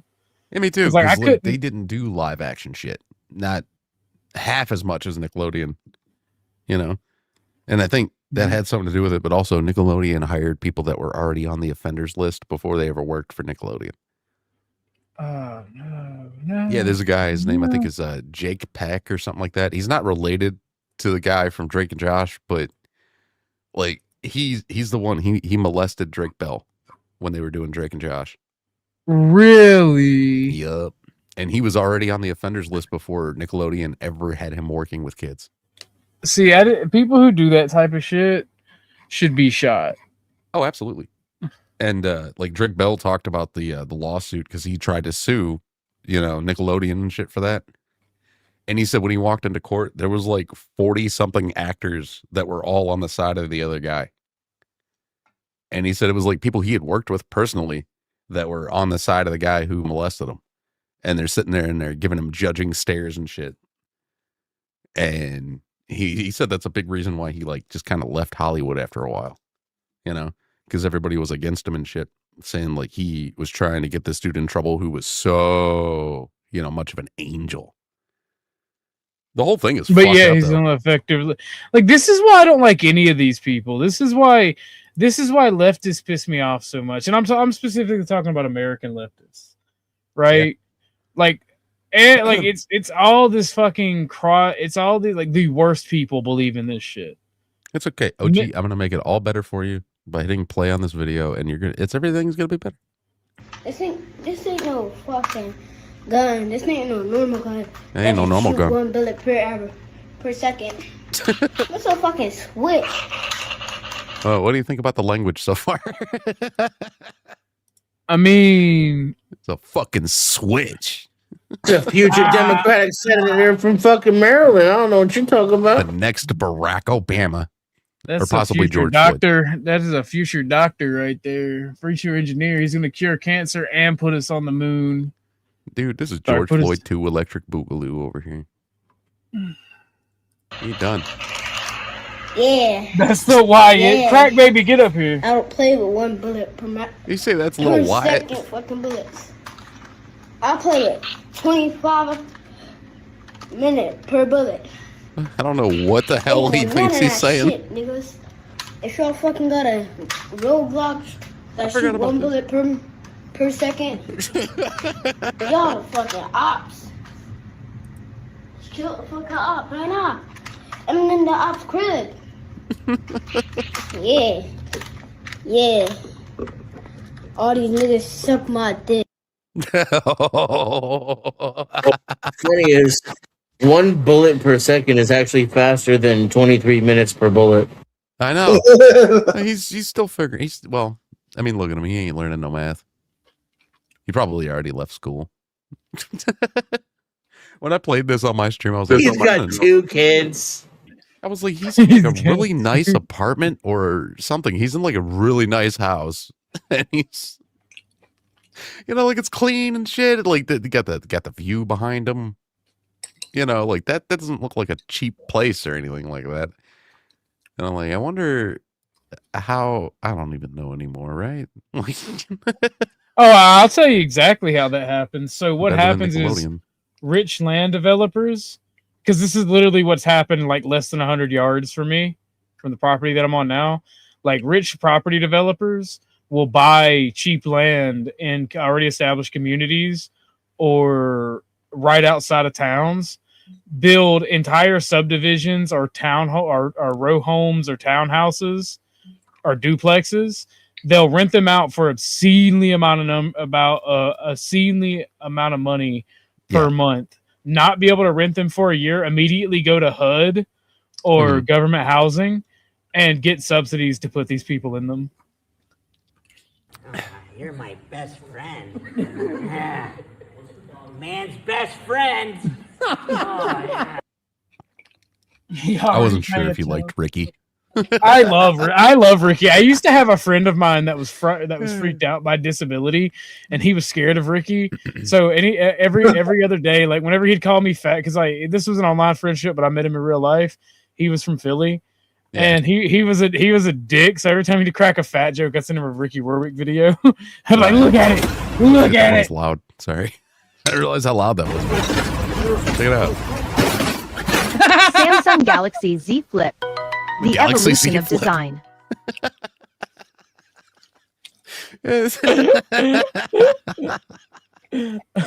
Fucking Ricky. Oh man. I want to see it again. Samsung Galaxy Z Flip. The evolution of design. That's fucked up. How do these videos end up in my hands? I don't even know anymore. Oh man, I had a bunch of Ricky ones. They're probably just locked away in different like folders of mine. Have you guys seen the Stephen Hawking ones where he's like on the racetrack? Yeah. See, but that the Ricky AI is made by Ricky. Like he's the one making the video. Yeah. I think I have him wrestling in this one, or I didn't make it. Oh no, that's not wrestling. Oh, you're doing Never mind. splendid, Ricky. Look at the lights down there. This is Keep it wild. steady. Through the clouds we go. Let's go. I remember why I had that. I actually played that around Christmas. So, OG, you didn't like what would that be? Fucking Jimmy Neutron? You didn't watch that? So I did watch Jimmy Neutron. I did watch Jimmy Neutron. Like asked I for a reason.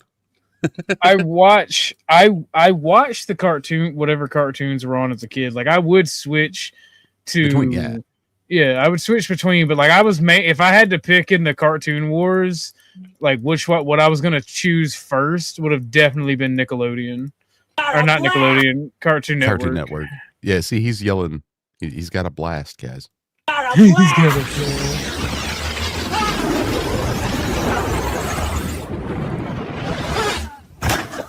A blast!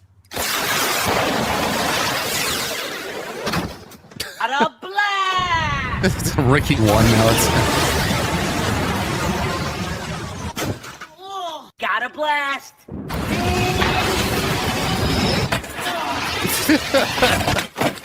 Got a blast! Ricky.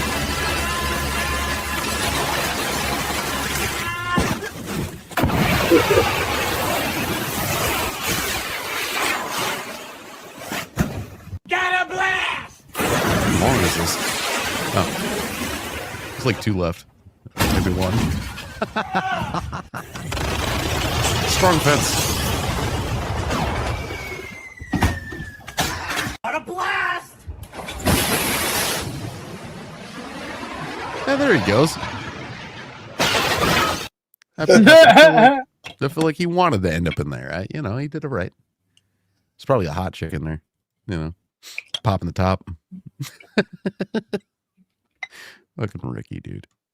Oh, this was the one that everybody fucking hated. I got with me. Yes, sir. We're just chilling. He's my boyfriend now. I guess that makes you my boyfriend. Lucky you. Let me steal a forehead kiss. Stop, it tickles. Your little hand fits right in mine. Yeah, like a glove, but way better. Feels so good to be gay. Me too, I'm gay, and I'm proud. Feels good to share this with you, brother. Yeah, we can be gay together. It's Come awesome. here. We're gay and happy. Hold still for me. I catch the light on your glasses. Make me look handsome. You already do. I'm just letting the brush know. You're sweet. Don't forget the beard. It's the best part. Yeah, I'm gonna take you down. 2, 1, go. Stronger than I thought. They're gay now. They're gay now, Ricky. Oh my OG. god. Oh my god. The fact it's like it feels so good to be gay. Your little hand fits so well in mine. Yeah. That's stronger than I thought. He fucking snaps his arm like a twig.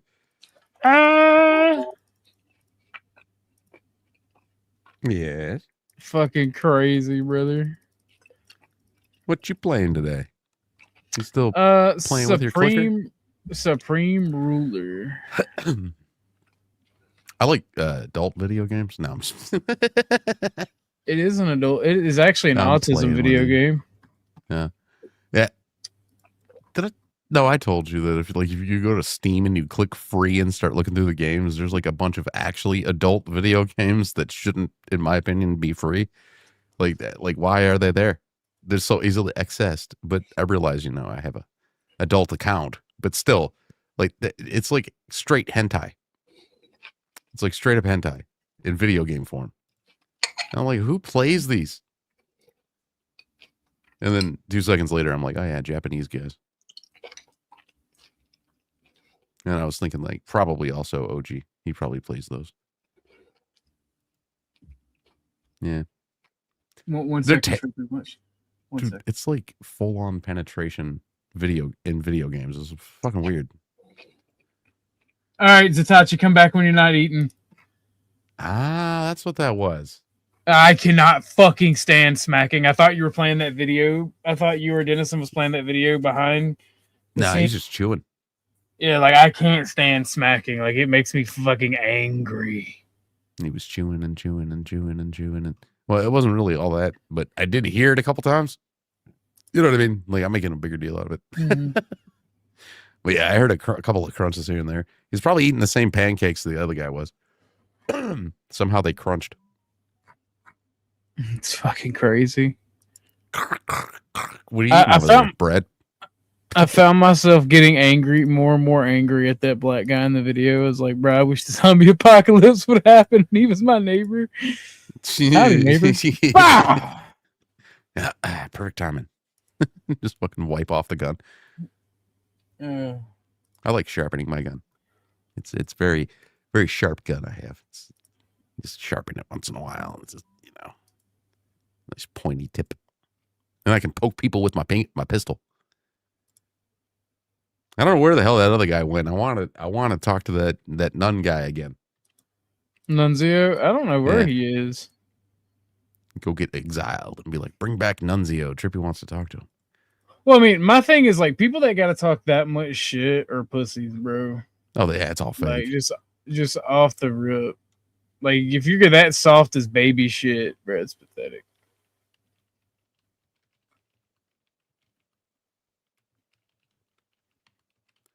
I see. Well, yeah, that's right, dude. Like, if you got to get that thrown, that fucked up.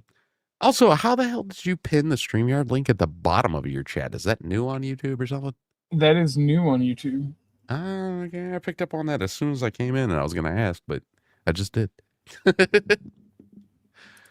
Sean asked how many of them videos of Ricky I had. I'm like, I still got like 30, probably. There was a little period there where I was playing those, and be like, the Ricky time. It's Ricky time. Ooh, is this I think I might have found one of my videos of that guy that painted. What was his name? Bob Ross. Bob Ross. I think I found one of my AI Bob Ross videos. I don't have a screen share up anymore, though. Unless you want it up. I don't care. You're the host. So gay. You're so gay. No, wait. No, you're happy. You're so happy. Okay, let's make some happy little clouds. Motherfucker! You little motherfucking cat. Get the fuck out of here. Okay, let's make some happy little clouds. Oh, hey there, little fella. No, whoa. God damn it, you little motherfucking cat. Get the fuck out of here. Damn. Motherfucker! You little motherfucking cat. Get the fuck out of here. It's kind of the same line over and over. A little chaos never hurt a happy little tree. Back to our clouds. Okay, let's make some happy little clouds. Motherfucker! You little motherfucking cat. I'm gonna beat the fucking devil out of you. Okay, let's make another tree. Every tree needs a little friend. God damn it, the fucking devil out of you. Fuck out of here! That's a rhino. I am fucking done. Okay, let's make some happy little clouds right up here. Motherfucker! You little motherfucking cat. Get the fuck out of here. Whoever did the prompts let's make was some not happy very little original. clouds. Motherfucker! You little motherfucker. It's going to be the same line over and over. Like, damn, somebody was bad at prompts. You little motherfucking cat. You little motherfucking cat, get the fuck out of here, motherfucker. That same line, man. It's crazy. Denison's about to rise and destroy whoever's talking shit on the kitties. Arise, chicken. Arise, chicken, arise, chicken, arise. Yeah, that was a great episode. Isn't he the same dude that held the sign up for them and was like, I am Sofa King? Yes. Sofa King retarded. Yeah. I love Aqua Teen Hunger Force, bro. Yeah. My favorite episode as a kid was the one where like Carl goes in the fucking, because I hated Carl as a character. Just like I had a neighbor that was like just a selfish douchebag, like a real life Carl. And I wish that the things that happened in Aqua Teen Hunger Force happened to that real life Carl. Like my favorite is when he gets when he goes to the woods and the trees are like writing shit down. They're just like ripping his flesh off. Mm-hmm. I need another piece of paper. He's like, where did I put that note? No, not here. And then he rolls them around. He's like, couldn't find his note. He didn't write anything on Carl. He just was ripping flesh off for no reason. Dude, those guys had to be so stoned coming up with that shit. You know. For real, what would be real. funny? This fast food combo. And then we could just put them on TV. They'll be superheroes. Look at the edge controls. What do you think about this, OG? We got some figure skating. We got to bring some class to your stream. Look at the edge control, so smooth. It's remarkable. The center of gravity is low, yet he's light. Speed he's carrying out of that edge, it's effortless. And there goes the spin. Tight center, no wavering at all. Preparing for the axle. Beautifully in the air. This powerful frame. Watch this jump. Double rotation, clean landing, unbelievable for such a massive frame. Incredible edge control. And the lift into that actual here, so smooth. And the rotation, remarkable speed for someone of his size. The back. Listen to that crowd. He's got them on their feet already. And look at the precision and the spin, perfectly centered. The costume just explodes with light as he Here rotates. comes the axle, and he nailed it. Look at the edge quality, so He steady. carries his weight as if it's nothing. Incredible control in that spin. The center barely moves. Here comes the axle. And he lands it. Incredible. I wish this was real. centers it perfectly, and the speed he's getting is remarkable. And I wish this was real. I do. I would so watch some fat figure skating. I know you hell would too. yeah. I'm a fat ass and I'd still watch it and still make fun of them. That's the Okay, thing. how about this? This is an AI that a lot of people told me was creepy. You think it's creepy? Yeah. Oh my god. Oh.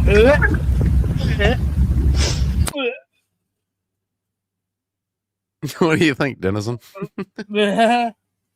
I'm not watching. Oh, you didn't see that? My eyes are all watery and I want to throw up. It's got a kitty cat in it. Oh. Yeah, I heard you were doing bad things to kitties. Yeah, check this out, dude.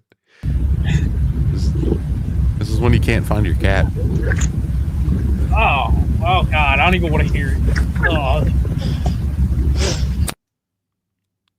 Hey, how do you feel, chat? Oh man, That's disgusting. I know. Ugh. And still 10 people are watching your show. That's what I'm saying. I'm about to end it though. stuck? Thank you for coming, Let me reload. Trippy. Thank you for coming, Probably got Dennison. more. Y'all got any final thoughts? You got 12 people watching. Well, I got a lot of thoughts. Nothing. Oh, nothing good. Nothing bad.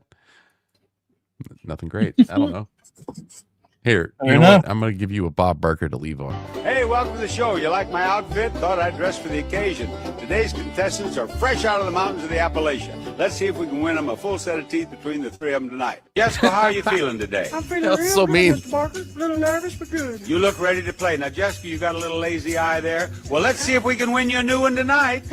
It's hey there, fucked up. Marie. Are This you is any if you were relation the to host, Jessica OG. over there? Why, yes, that's my Uncle Dad. Your Uncle Dad? Uncle Jesus Dad. Christ, the family tree is a bush. All right, spin that wheel, Jesco. Jessica, oh, shoot, he's got the fentanyl going on. Huh? Let's wake you up before we bankrupt the pharmacy partner. You just won a brand new truck. What is the very first thing you're going to do with it, Cletus? Well, sir, I'm going to put a sticker on the back that says, cash, gas, or ass! Ah. Hell yeah. It's like if OG was the host of Family Feud. that would be me. Yeah, he said, we're going to see if we can't win them a set of 3 teeth between them. Okay. Anyway, there you go. There's a little Bob Barker to lighten up your lives, everyone. Dennison, you got any final thoughts, good sir? Everything is fake and gay, just like Indian vaporware and customer service. Okay. That's a good point. Face. What about you, Trippy? Yeah, I what am I going to say? Something about the proletariat or some shit? I don't know. Talk about the Lupin Pro quickly, just to make the left angry. But no, thank you all for coming. I appreciate Trippy, Dennison being here, Flo, Grid, Vibe, and who else came up? But can't remember. I appreciate everybody for being here. Y'all go check out Flo. He's live. Trippy, are you going live? Nah, not today. I'll go live tomorrow with a conspiracy show or whatever I do. Fair enough. All right, guys. Bye. Bye.